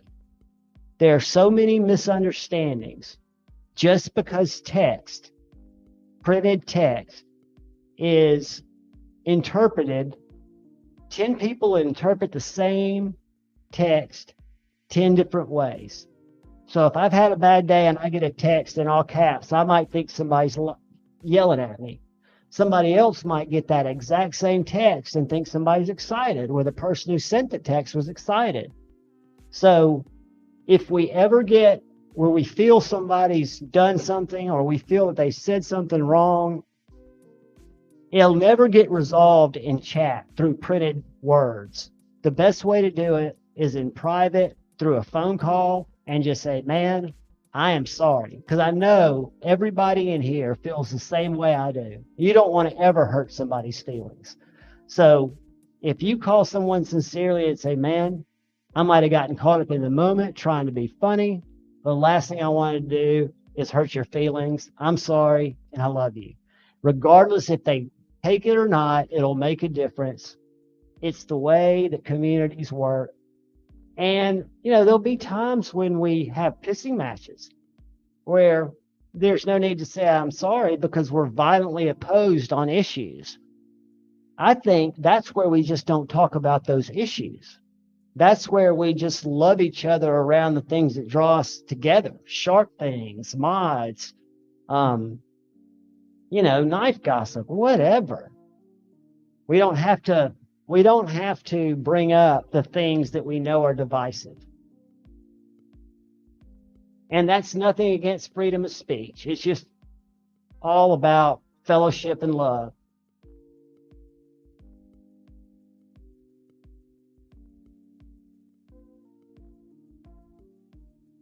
All right, guys, we've got 56 people that are entered. We have 65 in here. I'm going to give everybody about a minute. If you haven't yet, throw up a Lefty EDC with no hashtag, no caps. And we're going to give away knife number 1, the Civivi McKenna. Illuminati, channel member, what is happening, buddy?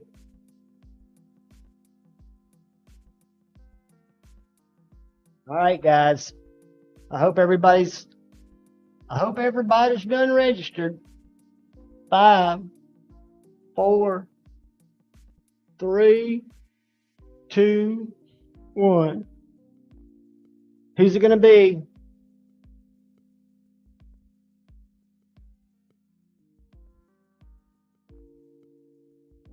Walker. Speak up, Walker.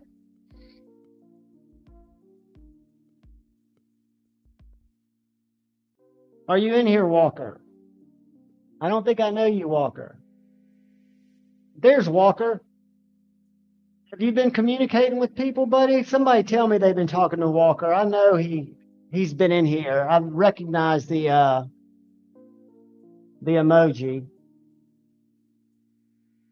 And I want to congratulate you too, but I just want to make sure that the tribe knows that, okay, that's what I was wondering. I haven't seen Walker before, Gingerfisher, but we're all new from time to time. So Walker, tell us a little about yourself. Introduce yourself to the tribe, buddy. What's up, E and G? G is for gracious gangster. Yeah, Walker, tell us about yourself, buddy. We just want to get to know you. Because when we forward off knives, we want to make sure that you don't have to be a member of the channel. You don't have to be a subscriber or anything like that. We just want to make sure that you're in the community and that you've been in chats and people know you. That's all. And right now, I'm not getting that vibe.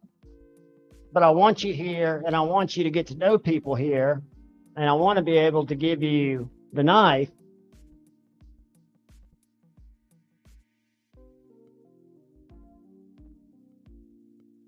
I believe you, brother.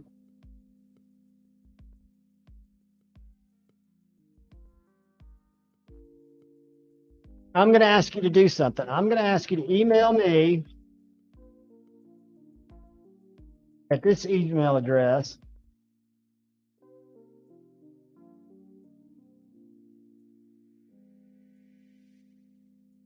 What I'll need, you just got to be 18. You've got to live in the continental U.S. and tell me some stuff like what your favorite knives are, what channels you like to watch, just some basic stuff. That's all I ask. Just give me some stuff, or you can even say it in the chat, just so we know that you are one of us. We want you to be one of us. We want the community, and we want to get to know you. We want to be able to say, Walker, every time you show up at a stream, right? Even if you just creep. What I say is I say, hey guys, I'm driving, and now they know my story, right? Because then I don't have to say hi to everybody. I say hi to everybody, I love you, but then I go back to working because I'm listening to the stream. So what I need, because it is sus, I agree with Rashman, what we need is just a little idea that you're, you know, a knife person or not somebody just out winning giveaways. Because I'm going to do another giveaway because I want someone I know to win, but I'm also suspicious and don't want to be. I'm also totally inclusive. Throw out, just to give me a warm fuzzy, and don't Google it, throw out a couple of knives that you like to watch about, or throw out just anything, or just send me an email. I'll tell you what, I've got you on the McKenna, but I want you where I think I pinned it. No, I didn't. Let me pin the email address where you can send me your address and send me, it doesn't have to be a term paper. I'm not a teacher. Send me just some basic information about who you are. And I know you'll go to Google, but just try to be, you know, you, and just speak in your words, and I will make a determination. I'll reach out to you. I plan on making sure that you win, but it is suspicious that you're one of the only people in here that I don't see every week communicating. And that's one of our rules. So you're going to send me an email with just a little bit of info, not because I don't trust you, but I am once bitten, twice shy. You can send it right here, and that'll give me enough warm and fuzzy with my spider senses to know if you're legit or if you're somebody in here trying to get something for nothing. I agree, G-Ball. But what I'm not going to do, I'm going to get another knife real quick and we're going to have another giveaway. And Walker will come through with some legit information, or we will give this away. I may give it away Monday night. If Pocket Metal doesn't get his work done, y'all are going to be so freaking tired of me. My viewership will continue to plummet because I might be doing Metal Mondays. Walker, are you still in here? Please, I want you to know that no one is being mean. No one is being... We just want to feel good. We've been, as a community, we bend over backwards for each other. And we've had from time to time people come in and take advantage of the community in big ways and little ways. We love new community members, but we're very protective of our own. Who timed them out? Pizza operator. I don't want anybody to feel not welcome here. That's the whole thing. So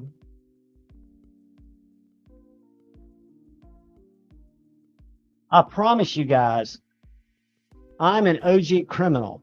So no one will scam us. I promise. But I will also trust but verify. Trust but verify. Guys, I'm going to let y'all chat amongst yourselves, and I'm going to go get a knife to give away. Let's see if that was a... Hold on, guys. Let's see.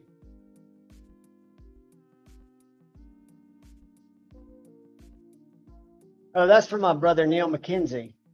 I thought that might have been Walker sending me an early email with some pictures of his knives. That would be helpful too, Walker. Send me a picture of just any knife that you've got that you like in your collection. Guys, I'm going to go grab...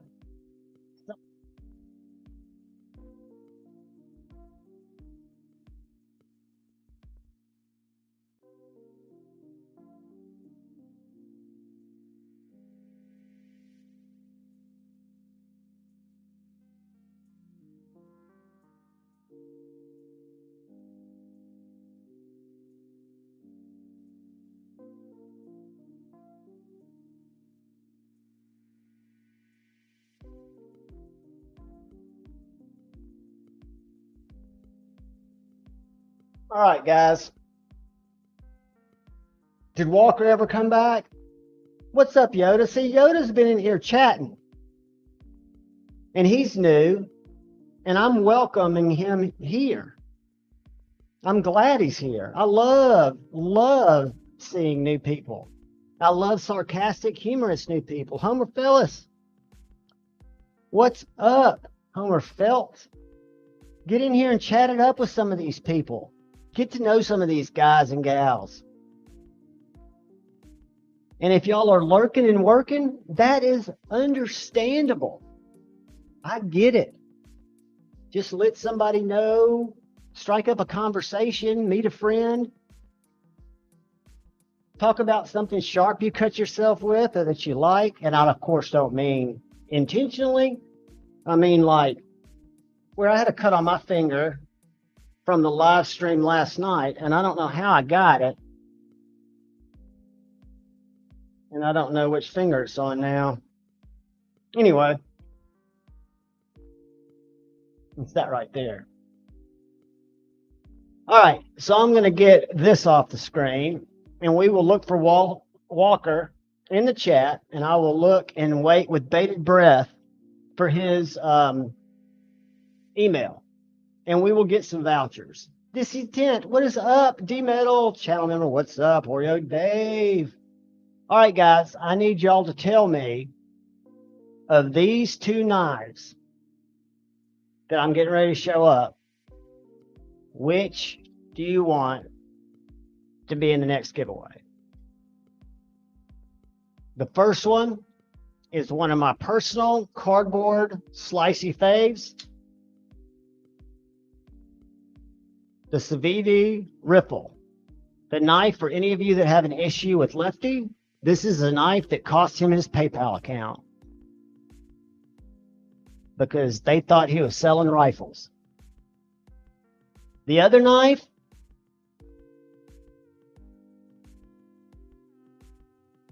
is a carbon fiber Civivi Damascus OG button lock. Doesn't have the flipper tab.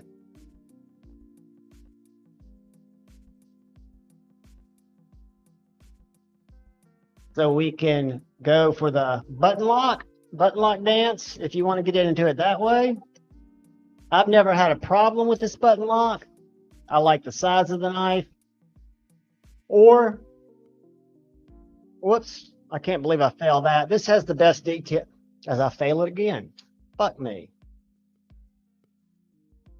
So you've got a badass Damascus Civivi button lock, or you've got last year's budget knife of the year, in my opinion, the Civivi Ripple. All right, so we got some for number one. We got some that like they're both Civivi's, Goob. G-Ball, I'll send you a link. Don't care which. People seem to like the carbon fiber. Crispy Critter likes the Ripple. I know it will do. I got it. We will see. The winner gets to choose. So if Chris Hinkle wins, channel member, he can choose the Ripple. If Gonzo wins, he can choose the Civivi.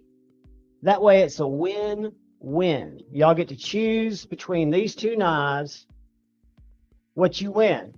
And our fun word is going to be a winner. You're going to like this. Trust me.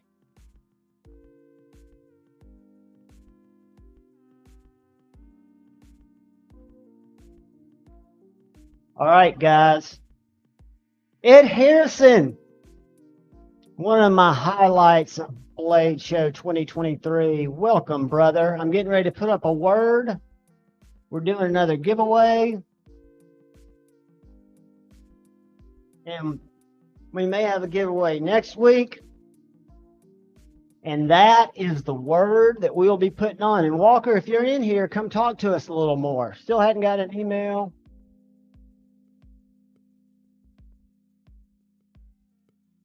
So you guys throw Walker in the chat. Take your time. We've got about 75 people in here. And when we get to the winner can choose between the carbon fiber and Damascus Elementum, or my personal favorite, the Civivi rifle, the knife that cost Kevin his PayPal account.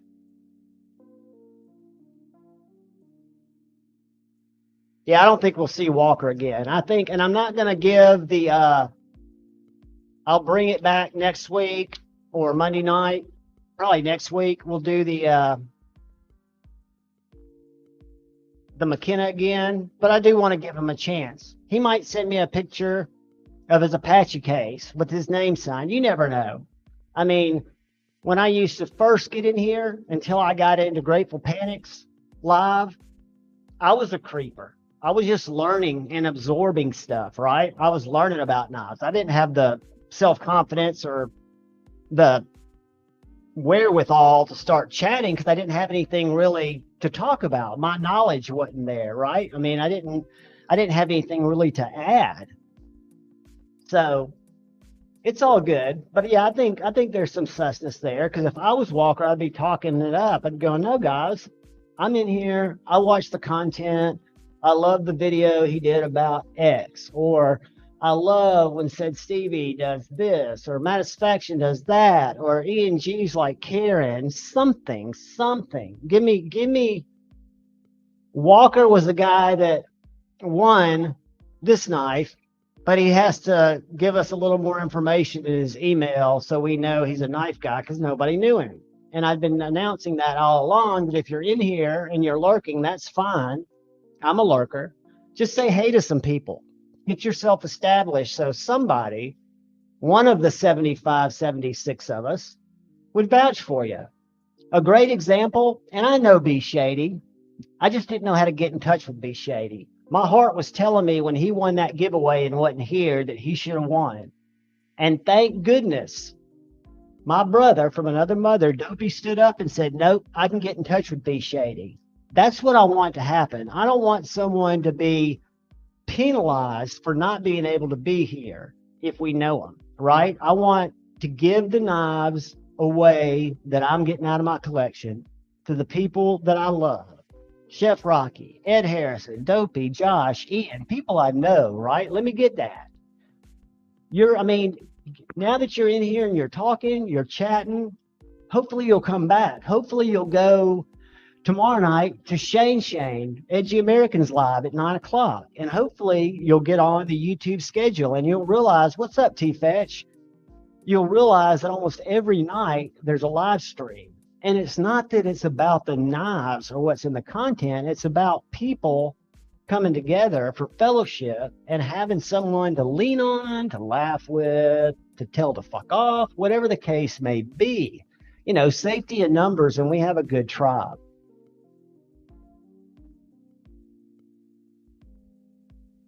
Marisol, allegedly, Mr. Reeves came up with the frame lock. I don't keep up with all that, but I do know that the first modern folder I've got back here. Let me grab it while y'all in here.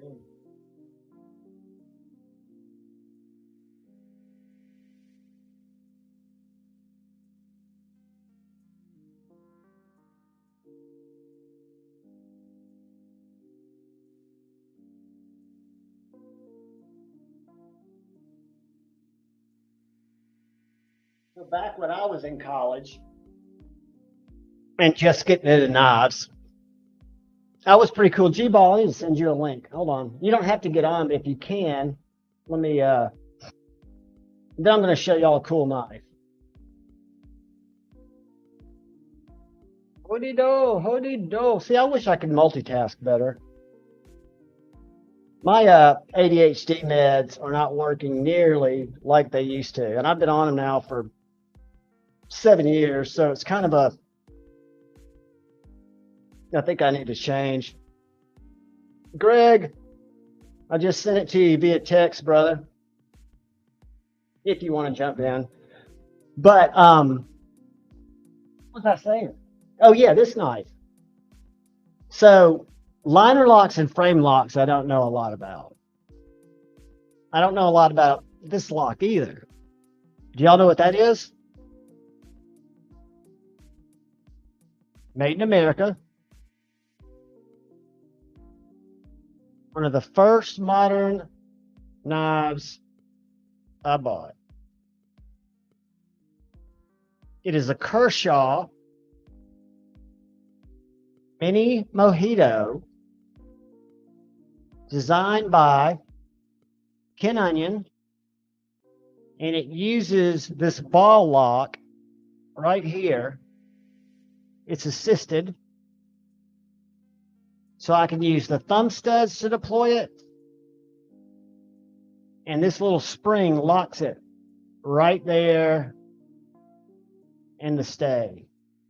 And what's really cool about this, or unique, is if you look at that flipper tab, can you see the metal color and then the little black safety right here? There's a little black part that's separate from that main trigger. Can y'all see that? So if I push on the metal part, it's locked. It's almost like a Glock trigger. I have to have my finger on the entire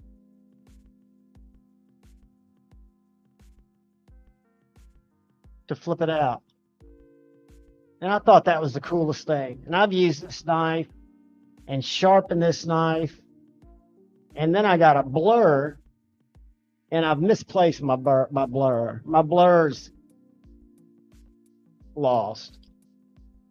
But this is a little USA made Kershaw Ken Onion Mini Mojito. And I haven't seen what these go for, but I would have given it away, but I just don't know what it's worth. I've also got a little chive that I keep at the office. The chive was the first knife that sent me to the hospital. I don't know if you can see that scar right there, but that was taking a cat collar off of one of those cards, and I was cutting towards myself like a freaking idiot, and I just jammed that knife deep ass into my hand, so much so that I was looking down at it, and it made me so sick. And I hope y'all didn't put Walker in timeout. I hope he's just disappeared because he's embarrassed. But yeah, it's a different little knife. And again, I don't carry it anymore. But it's been out of production for 20 years. The blur's great, but I've never been able to find it. I think I have this weird memory of when I moved once, and this is before, which I can't imagine doing this, because I would have thought that I might have given it to a mover, which had I gotten in the knife game, I could see that I would have done that. But I did not get into the knife game until I was living at this house, and I've only been at this house. I mean, it's literally been a little over 2 years. Walker is a fucking mime.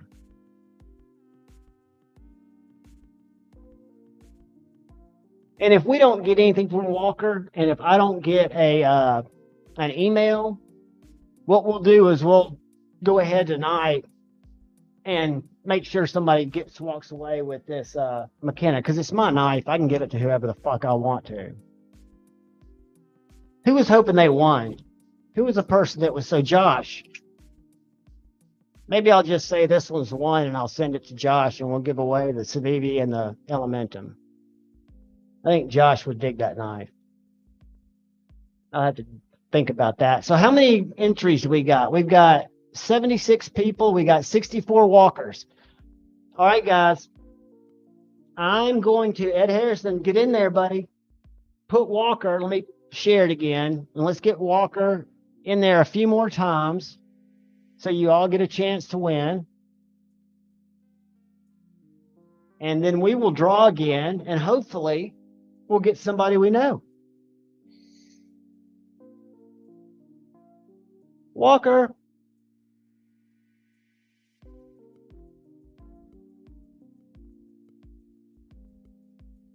Where's Dopey? The McKenna might be spoken for. Dopey, reach out to me, brother. Walker, a.k.a. Dopey, a.k.a. Walker. And I'm just reading chats, guys. I'm not trying to do anything. Josh did ask for it first. We're going to work something out, guys. I've actually got access to a brass McKenna too.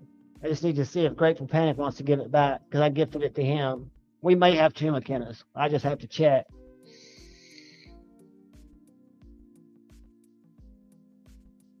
Because I had a brass McKenna with a Damascus blade, and I gave that to Panic when he first moved in last year.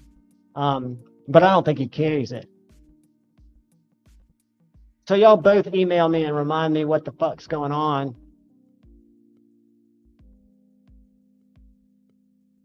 All right, we ready to go for Walker?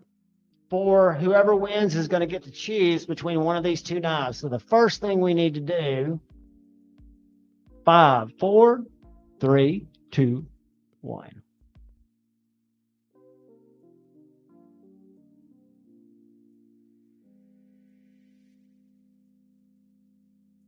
L. Effin' Cap Addict. Congratulations, brother. Are you still in here? L. Cap Addict, are you still in here, buddy?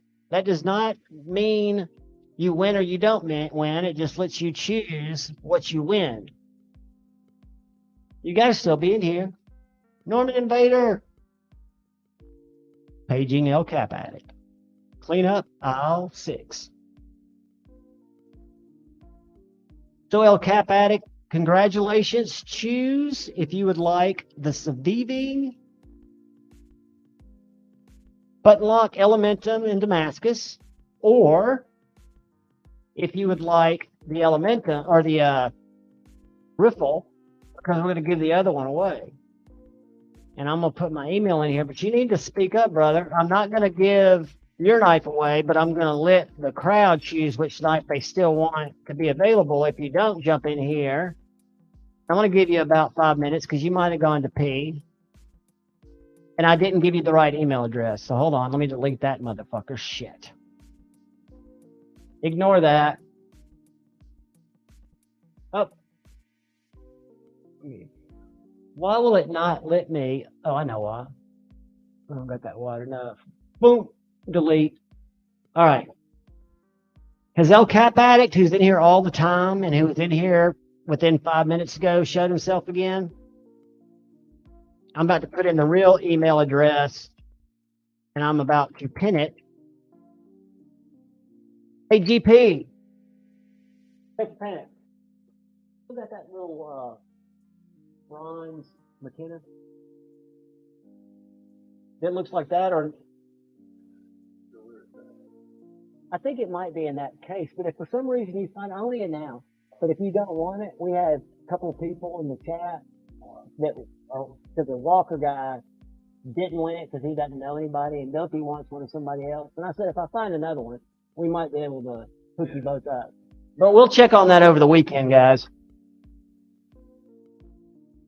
And I'll pick us up some more. All right, so here is, he played for Robert Douglas, El Cap Addict did. Let me go back and find his chat. Hold on. El Cap Addict. Why has it got to be so confusing? Why has it got to be so difficult? El Cap Addict. I'm playing for Robert Douglas.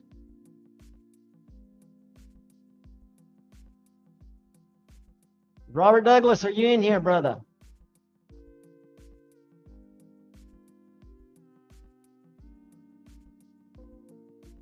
Robert, tell me you're still in here.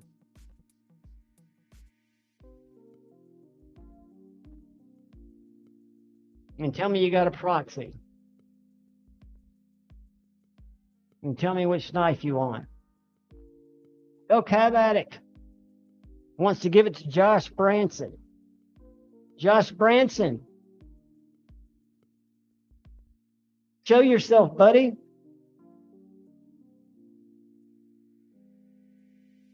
I know which knife you want, and we might be able to work that out, but we need you to choose between the Civivi Elementum button lock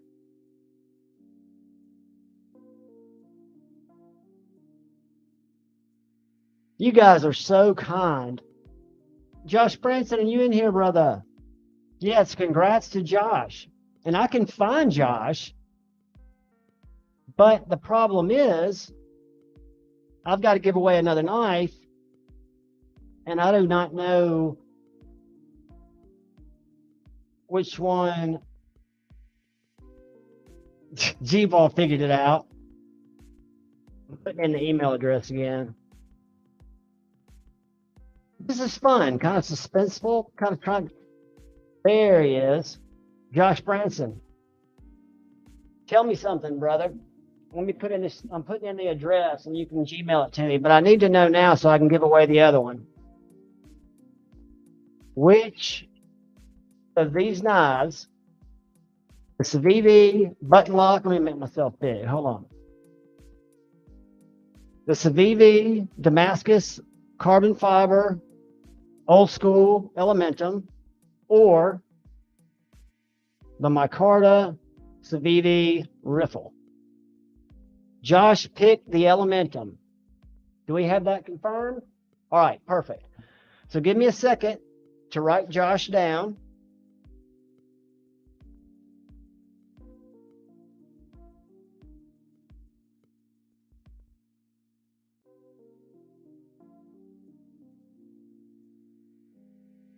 Button lock, and that was because of a double DS KFSF, and I just said that wrong, but you guys are awesome. All right, so Josh Branson is the winner of the Elementum. We'll put that back over there. And now we will, if y'all aren't opposed to it, we will find a home in the continental United States to someone at least 18 or older, or their parent, this riffle. And all I ask is if you do baton it through some shit, put your pressure from your log that you're batoning with up here. Because if you whack it right here like Kevin did, that's the weakest structural part of the knife. You can tell because it's very fucking thin. So that's not where you'd want to address your driving pressure. You'd want to go up here.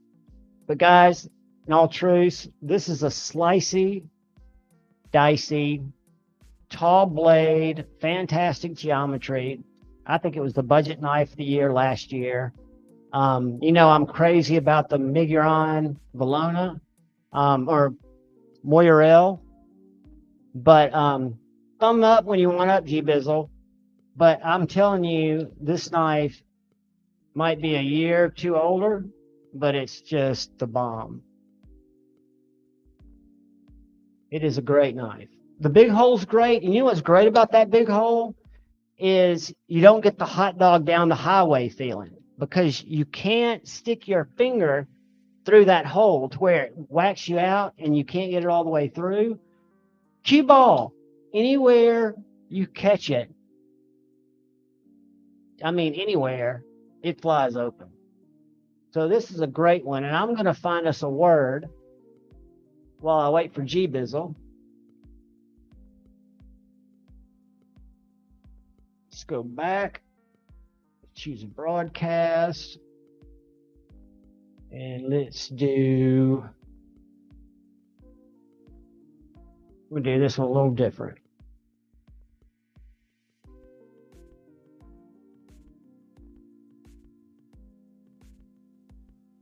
Start collecting.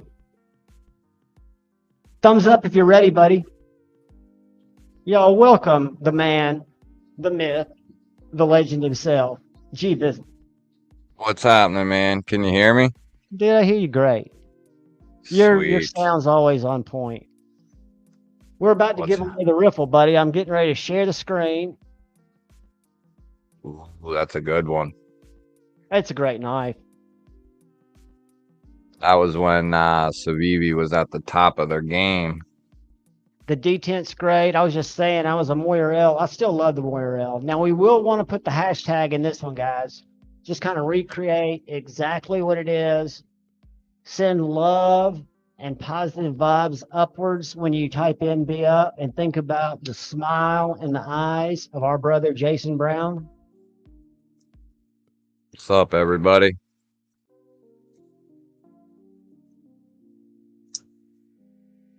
T-Fetch, I'm glad to see you in here, buddy. Norman Invader, some of you guys, let me get that I haven't seen all the time.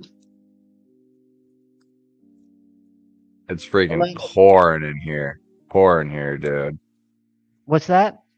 It's freaking raining like the Dickens out here. It's been doing it here, too. I bet you can hear it behind that screen.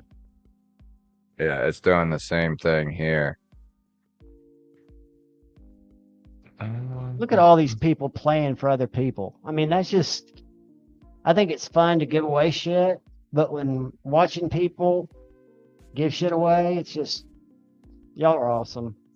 Greg, what is up? My question is, who has never experienced a riffle?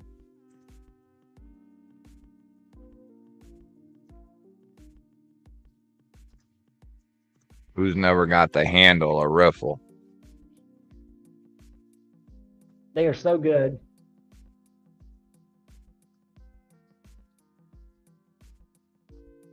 G-Ball, I went and looked for that knife because I was creeping on you when you were talking about it. That Watchman by Brother that's got that killer sheep's footy looking point. Yeah. But it's a little bit bigger than this guy. And I couldn't find it. I was trying to show it to the tribe, and I couldn't find it on Amazon, but I didn't look for that long. But I love this knife. Yeah, it's about 3/4 of an inch longer, which doesn't make it night and day bigger, but this is on the large size of what I carry on the daily. Yeah, those protruding handles kind of grown on me actually. Have I shown you this knife?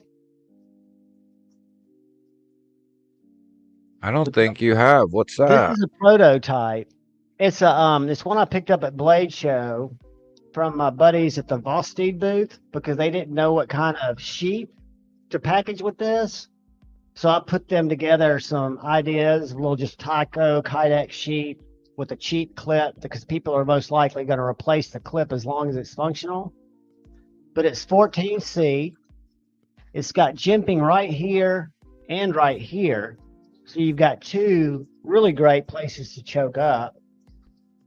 It's got these micarta fragged handles that you could replace with other scales. And from what I understand, it's going to be a pretty budget-minded knife. Again, the way I got it, this was the sheep. That's how I walked out of Blade Show with it. But it's been cool to play with it. I mean, it's a cool knife, and I'm just glad to see them reacting to what people like. And I'm probably giving people terrible advice, but almost every knife maker I talk to, including Jack from have you seen these guys yet, G-Ball? Shed Knives? I've been I've been looking at them with you. I haven't kind of gone off on my own yet, but I have seen some of their They've stuff. only got They like do 7 models, so it's easy to kind of get an idea of what they offer. But they're all rich, thick, hollow ground, badass, 13-ounce beast. But I was talking to Jack today, and I said, dude, you could make a 5-inch version of this. You could make a tiny little clubbing cleaver. And I think people, because I notice on Instagram that more and more knife companies, thank you, Dopey.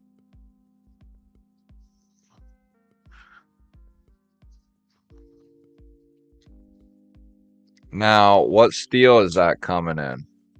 154 cm. Oh, okay. That's a big hunk of 154 with G10 I love handle. 154. Yeah. Dude, and Jack is a young man. I'm guessing he's in his low 30s tops. So I would go to Shed Knives website. They're up in Delaware, and just check out what they're doing. It's really cool. He's a nice guy. I would have never known about him if I hadn't bumped into him at Blade Show at his booth, and he was so engaging. I mean, he was just talking to everybody that walked by. That's awesome. Dopey, you kind of confused me on that one, because what I'm trying to give you is this, and I'm trying to make sure I've got the copper one to give to Josh, and you guys put in the B up, and we're about to win the riffle right now. That's the one we're about to draw for. We got 61 in there, 74 in here, so I am going to give it about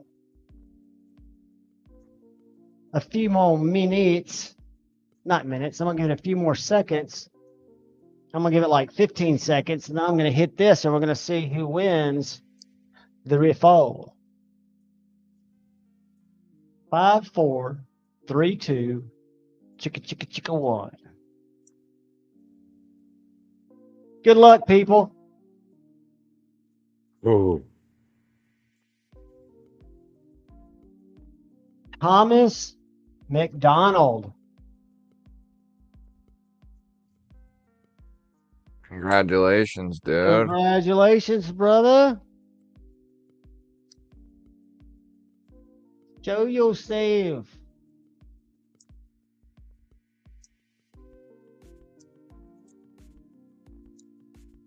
Yeah, the riffle, that was one of the first budget knives I ever got into, like early on in my collection. And I loved that it had the flipper and the big cutout. It is so good.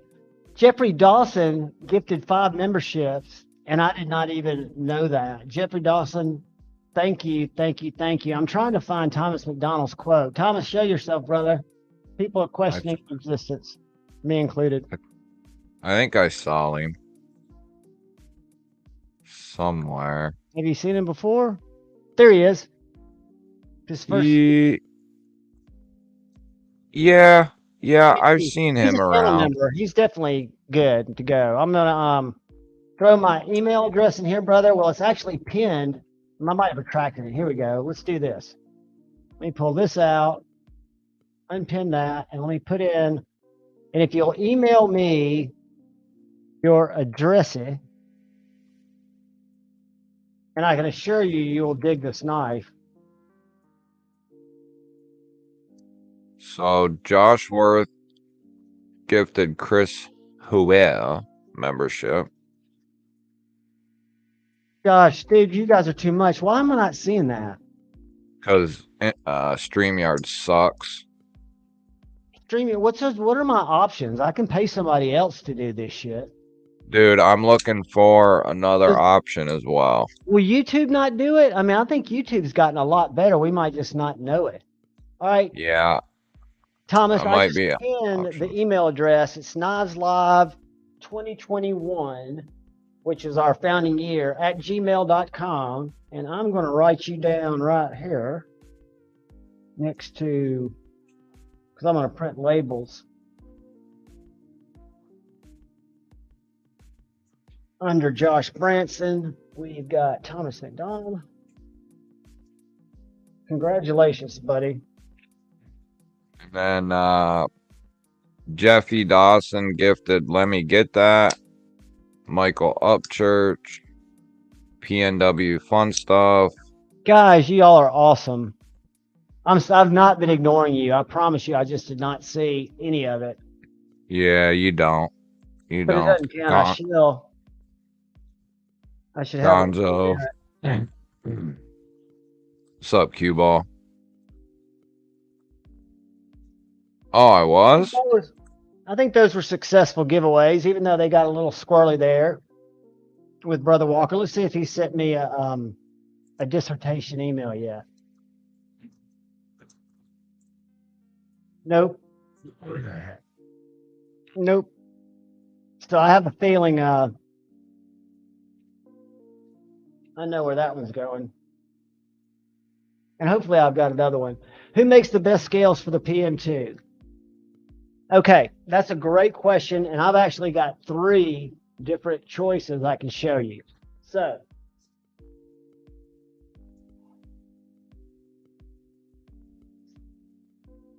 I've lately gotten big into titanium scales, but I've got 3 different PM2s, and these are Alan Putman micarta scales. And these are fantastic. I want to say they're about $80. And then had these at one time. These are also micarta. These are boa micarta. And they were about $75. But my favorites were now scale. Well, I say that. I still do micarta scales. These are rock scale designs. Rock scale designs. And what's great about the rock scale designs on the Mannix is they're linerless. So you can lose those really jagged liners, which some people love. But it's made this knife my go-to Spyderco because it's smooth now. And then those tie. These scales are the raw version. They've got a nice, they call it creature patterning, which is just kind of like a fish scale. But they just feel very good. They're not slick. They're not powdery, but they just feel blasted, right? Oh, you want to give away your riffle. Dopey, I was confused, buddy. We can give away anything you want to.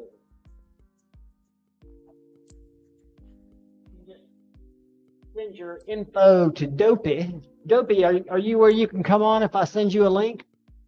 Do you want to jump up here?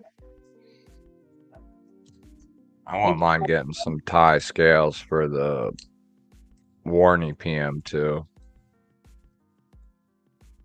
I wonder how I get the link out of here not being on my phone. I'm sure there's a way to get the link from this invite. From your phone? I got it right here. Oh, okay. I'm just going to drop it in the chat in case Brother Dopey wants to come up here. If he doesn't, that's fine too. If any of you guys want to jump up. But Dopey, yeah, we can definitely do that. And you can either come up here and we can do it together, or we can give it away and I can have the winner just email you. Whatever works, brother. But there's the link if you want to click on it. It should turn on your phone and you can just be in it all.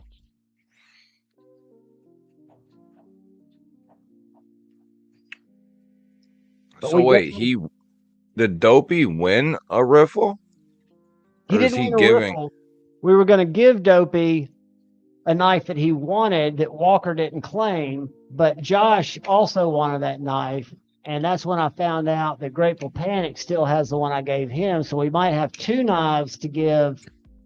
The one that Dopey had wanted is not the riffle. But I think Dopey's talking about a personal riffle he has, according to others in the chat. Gonzo, we're about to do a pocket check. We did one early, but I'm going to start with mine, and then I'm going to divert to Brother G-Bizzle. I carried as my fixed blade the Tucson 247 and M390, a banging little fixed blade on my belt. And I carried my Bestech Sin, which I've been carrying a whole lot lately because I love this knife. And then I carried a new Slippy that I got in yesterday that I'm very impressed with.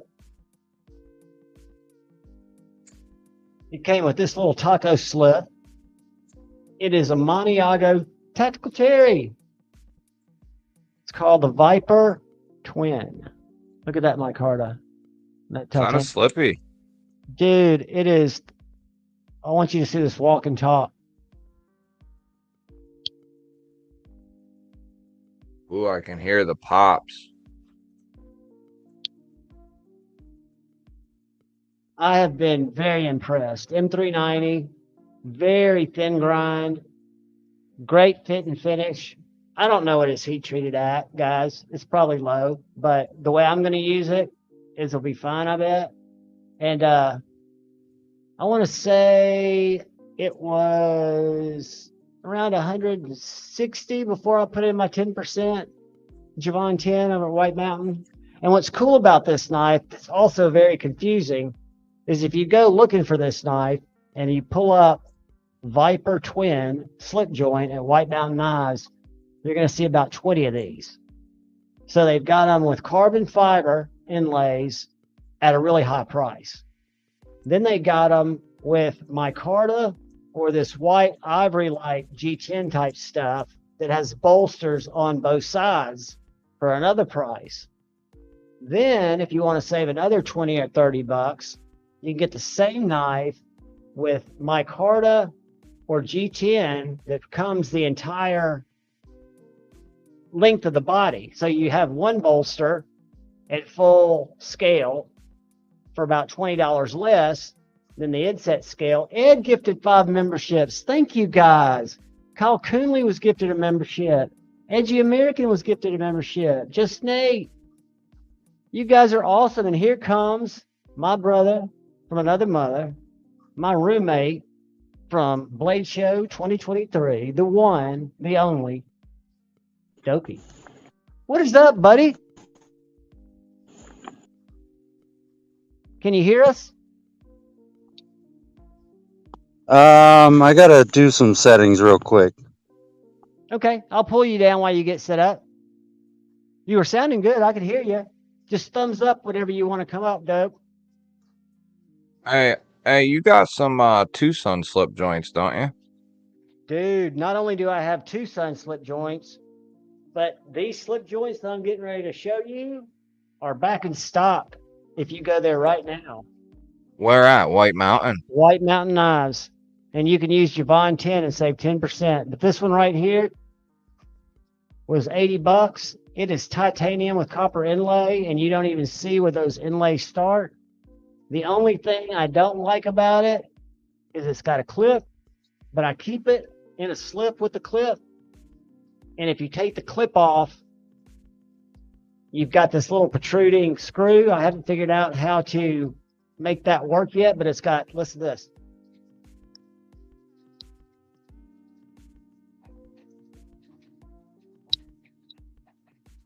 Yeah.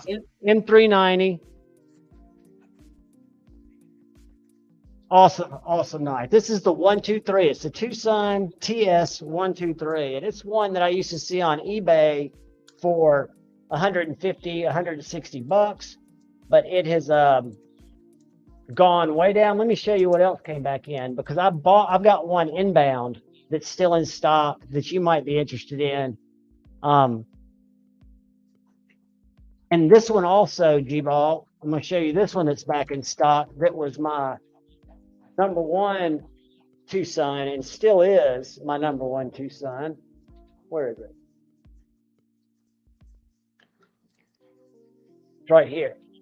This guy right here. Oh, yep. With the white bone or ivory, and it's got this hologram M390 blade. It's a Wong design, slicey as all get out. Got a ting. Yeah. But I'm going to show you both of these. And then one other that I don't have yet, but should be here Monday. I hope it's here Monday. You ready, Dopey? Tell me when you're ready, buddy. I wish there was a way to separate the slip joints. There is. I'm showing you. No, I mean in the website on White Mountain, like That's separate. what I'm doing. I'm going to show you how I do it. First, I'm going to show you all the slip joints. This is how I always go check what's back in stock, because White Mountain Knives does not put these as new arrival. So what I do is I put in Tucson slip joint, or if I was going to look at all slip joints, I just put in slip joint. And then I'm going to go enter, and then I'm going to go up here and go in stock. Right over here. There are only 5 that are in stock. I ordered this one. This is the one that's coming in. Check that bitch out. Ooh, I like that fucking thing. M390 titanium, dude. $90 before using Javon 10 or G-Ball. So I ordered that one. I didn't have it yet. And then I've got this one that I just showed you in M390. I don't have this one. This is a double detent. I don't have that one. Didn't buy it. I do have this one, but this one's insane. Look at this. That's that big ass one, isn't it? Yeah, it's fucking huge, dude. I had to buy a Kydex slip to put it in. Dude, that's still sweet though, dude. It is sweet for $56, and then I got this Knipex from Amazon slip that it goes in fine. But then the one that I think's probably the best is this one right here. I love that knife. 2.6-inch blade. But if you wanted to look at all their slip joints, I would just go slip, joint, and then always click the in stock, because that's where you'll see thousands of them until you go up here and click the in stock ones. And I do from highest to lowest price. Check this bitch out. All right, Javon, I got some audio issues, but So, Dopey, was I right about? Do you have a riffle you're trying to give away, or was it? Did I get confused about the McKenna that I was going to send you? yeah, I just can't really hear anything. So, So we want to Did you can't hear me at all? yeah, give me a few more minutes. I'll try and head home, where I could hear better. Dude, we got plenty of time. I wasn't sharing this with you, which I wanted to share. This is one that is absolutely next level, but it's out of my reach. Check that bitch out.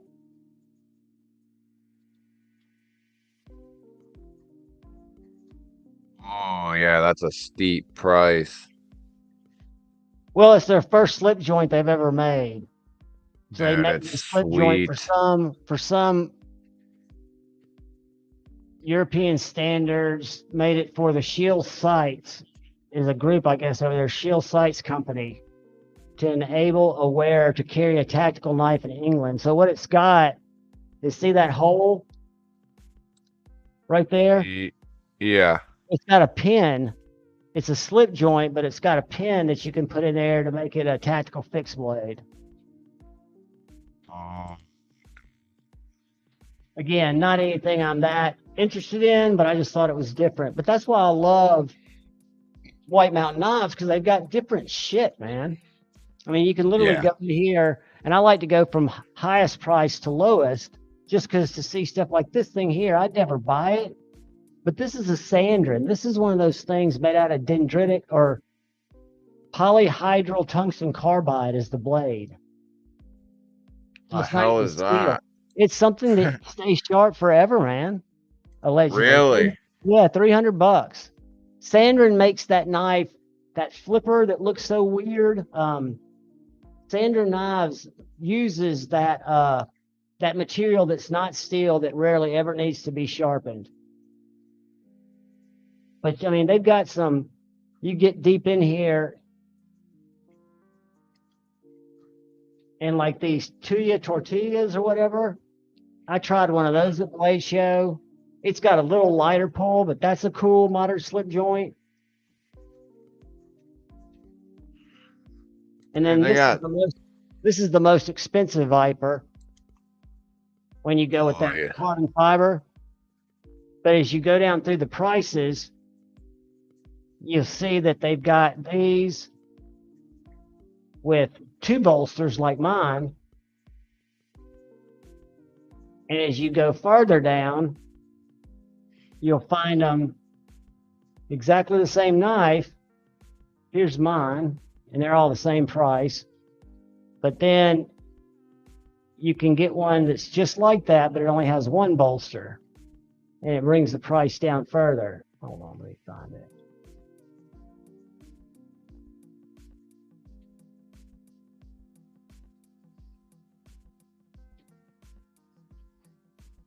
And I'll show you something else really interesting too. Where's that damn?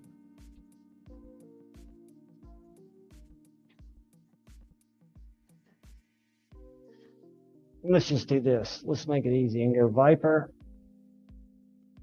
And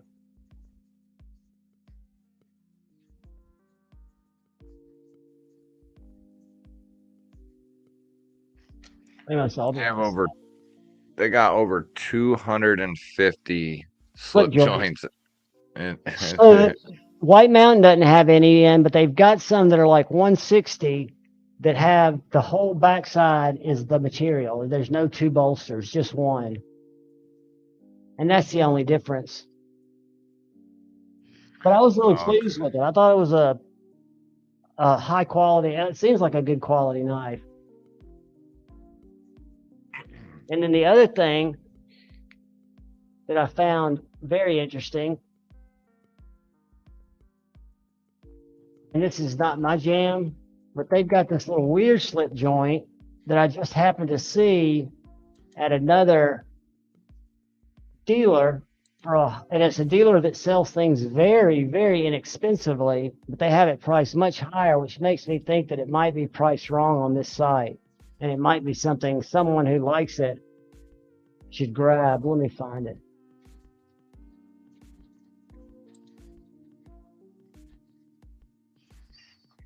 I have a slip joint on the way, but I don't remember what it is.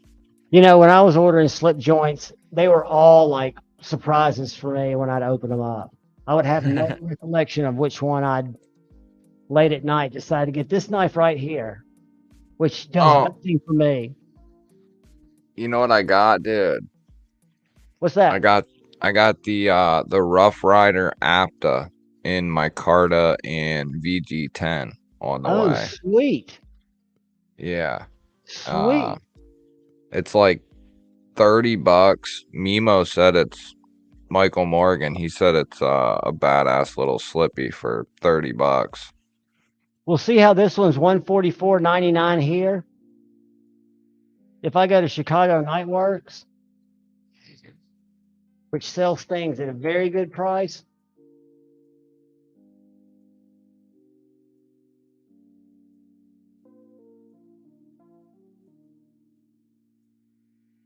whoops.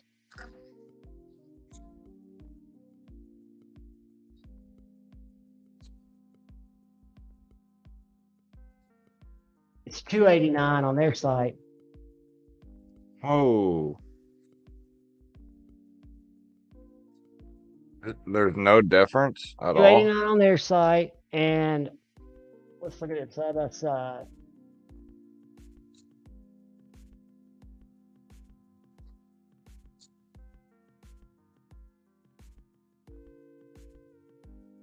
I didn't know there were so many SRMs. Fuck. The Rough Rider Apta, APTA. Is that a nice one? I've seen it.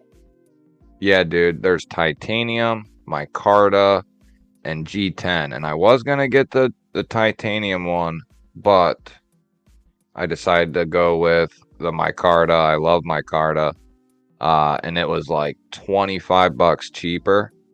And I just, I wanted to get a different slip joint, and Mimo confirmed that it's real good. So that should be here tomorrow. The APTA? This guy Yeah, right here.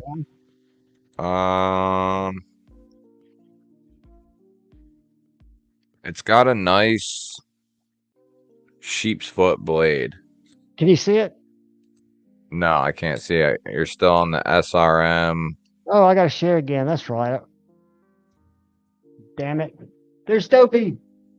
Can you hear somebody? Yeah. I couldn't get my audio to go through my headphones, so. Oh, that's okay, buddy. I was just making sure. So you want to give away a Cervini Ripple? Yes, sir. It's got a titanium clip on it, too. Awesome sauce. Sweet. Well, guys, Josh, G-Ball, tell me this. What word do we want to put up there? Or how do you want to do it? Do you want to do it with a word? Whatever word works, man. All right, I got a perfect word. And you got to capitalize where capitalize.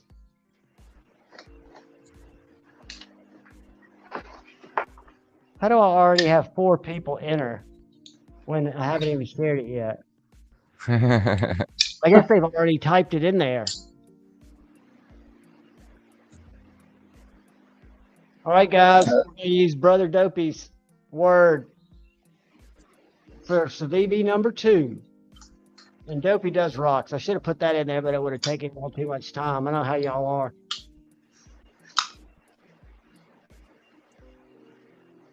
So, Brent, are you going live tonight? Is anybody going live in Jody's place? I haven't checked because I don't want to drag into somebody's spot. The Dopies are coming in fast. They're coming in hot.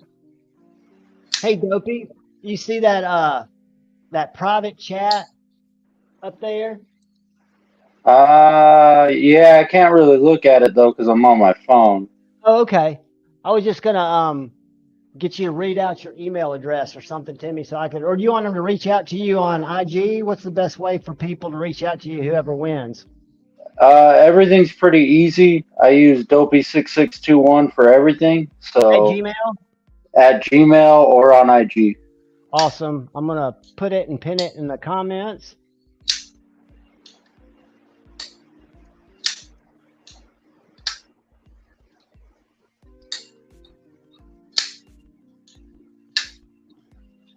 Dude, I'm loving my little Civivi that you inspired me to buy without even knowing it. Man, I lost mine.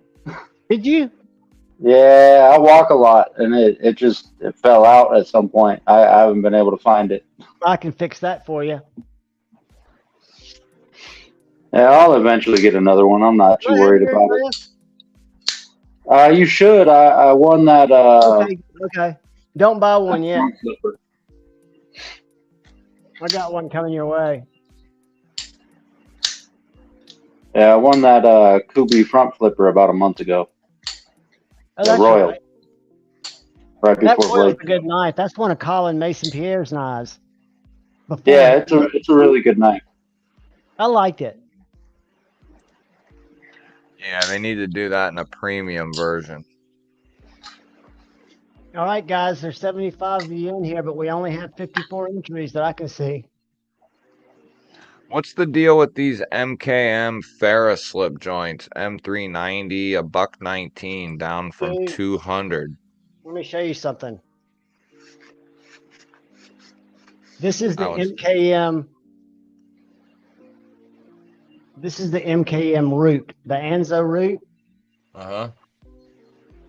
And they make the Edge too that's got the open scales. But this ships with this little magnetic slip that you can wear it in your pocket and let it clip on the outside like that. Or you can just drop it in your pocket. But this thing is aluminum. They also make it in tie. Super, super thin M390 blade. Damn, that thing's thin as shit, isn't it? Yep. And it's like $108 if you get the aluminum. If you go tie, they're like 150. But the blade's the same. So I would recommend try aluminum one, see if you like it. But I really like it. Is that the one you had in Atlanta? Yeah. Okay, yeah, that one's nice. I mean, I don't like slip joints, but it was nice. Yeah, it's so weird, guys. I mean, literally 2 or 3 months ago. And Jim Miller, if you go to Amazon and you Google or in Amazon, you search MKM leather slip, you can buy just the slips. Javon, let me share my screen real quick. Got it right here, buddy. This one right here. Look at this thing, dude. I like that. Down from 200, man. Look at that Yeah. long pole. Now scroll up and scroll to the right. That should come with a slip. Scroll down and see if it says it should have the same slip that mine does. It's a Burnley design. How do I scroll up? What do you Just mean? scroll down and it'll be in the description. Oh. Did it say leather slip right down there above Italy? Leather belt sheath. Yeah, and that's what this is. That's what they call this. They call Really? it a belt sheath because you can flip this around and it's magnetic and you can run it through your belt. I just Dude, put it in my pocket and let that clip on the outside. Most times I just close it up because it sticks to the blade and I just drop it in my pocket. they're having an $80 sale on them things, dude. And that's before you use your 10% discount. Yeah. I was talking to M390. him, and because I was asking him when he was going to bring in some more of those knives that were out of stock, and he says he brings the Tucson's in quite a bit, but he doesn't sell them as fast as other knives. That's why he's got such a good selection. He don't sell these ones as fast? The slip joints. Yeah. Dopey, what are you showing? That is slick. Oh, this is my Grau EF902 that I anodized and polished up the blade. Sweet. I'm going to make you big for a second. I wish my lighting was a little better so you could actually see the anodizing on it. It's there we go. It's black and gold that I did. Dude, it And I looks did great. polished satin on the blade. Purple on the back spacer. Purple and gold on the clip. It looks You tight. did all that to an effing grow, you said? Yeah, this is a F and Grow EF 902. It's a full tie, $80. It's in D2. Oh yeah, okay. But those are great value knives. I added a detent ramp too, so it's nice and drop shut. You got to I mean, go. it's a, You know what you're doing. That's for sure. it's a heavy ass blade, so it already dropped, but it's nice and smooth now. Very nice. All right, guys, I'm going to give you all a few more seconds, and then I'm going to draw. We're going to see who wins Dopey's. Or here's that small fixed blade from Vosteed. Ooh, dude, that is a Just a chunk. little guy. It's just a little guy. I like A it. little 6-inch cleaver. You could hack somebody's freaking arm off with that thing. Oh, definitely. This thing's a beast. Did you see that big resilience, that 1/4 inch one I was showing earlier? Resilience. Oh, yeah. The shed knives. That big thick ass, this one right here. Yeah, I saw one of those at Blade Show. Apex Alchemy got one. I think you and I were standing together when we were looking at them. What's that? What's that big ass cleaver coming steel wide? It's a 7CR. Nothing good, but it's also only $40. So I mean, for like a camp food prep, it's perfect. And it's such a chunk. What are you going to do to hurt that? It's got a bottle opener on the handle too, so. You know, I want to say 7CR is pretty tough shit too. Yeah, it's decent. It's just not it's not a super steal, but I mean, what do you expect for the $40 Kickstarter? I think it's $60 on their website now. I might pick one of them up for the kitchen. Comes with a leather sheath. That is sweet. Y'all throw up your O-Tip, what's up? Throw a Dopey in there, buddy. Get in on this giveaway. I'm going to count backwards from 10. Glass breaker. 8, 7, 6, 5. Okay, you get O-Tip. I was waiting for you, buddy. Good. Here we go. Good luck, guys.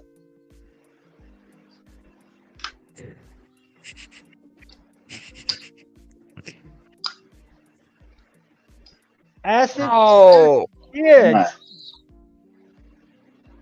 The man, sweet. the myth, the legend, with the killer emoji. It So just kids, Dopey's Gmail is up, pinned at the comments up top. It's just Dopey6621. You can find him either on IG, but he's probably like me. He'd probably prefer it coming in his email so he can copy it. to be honest, it doesn't matter either way. I'm on IG more than email, so whichever one works just fine. Congratulations, Acid Test Kids. And Dopey, I'll get you that little circulus out for jumping in here and being a team player. Here's my opinion from Blade Show. I love the acid wash on that thing, or the acid etch, whatever you call it. Yeah, Freak Show did the acid wash on the blade, and KC did the purple dye on the scales. That's a good knife. I noticed that there were some microbursts at White Mountain Knives. I think they might be gone now. Or there might be one there. Did you pick one of them up, Javon? I have not. The knives I brought in, I guess you'd call them the more budget, have been slip joints, and then some Miguron, a couple of Devos, and I need to bring in a Tempest. I really do. They're really good. Yeah, I mean, Casey's knives, they all look good. I mean, what other knives can you do that? No doubt. For me, a lot of it's just where I am at the right time, to be able to get it. Be thinking about it. Just a few, Forrest. As a matter of fact, Forrest, I've got a new light bulb to send you. to do some hanks with. And I'm going to try to do it where the blue goes away, so you only have to use the thread for the image. I don't know if that's easy or not. Yeah, that jet stream looks sweet. Well, guys, we've been cranking for a little over 3 hours.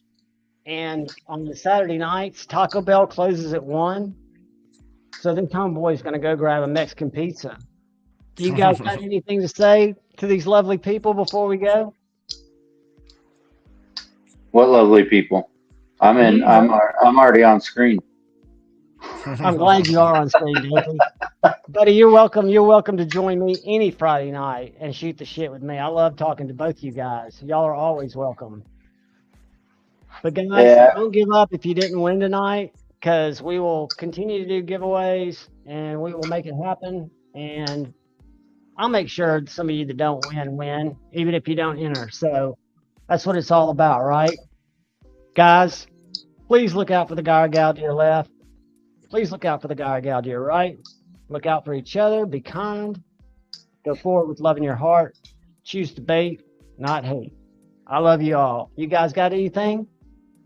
Love you guys. Have a good weekend. Good 4th if I don't talk to you. And we'll see you Monday night at Middle Mondays. Tomorrow night or tomorrow for Zach, and then tomorrow night for Shane. He promised he's not going to sleep through this week. I'll believe it when I see it. I'll believe it when I see it too. I love you all, guys. I'm heading to the bell.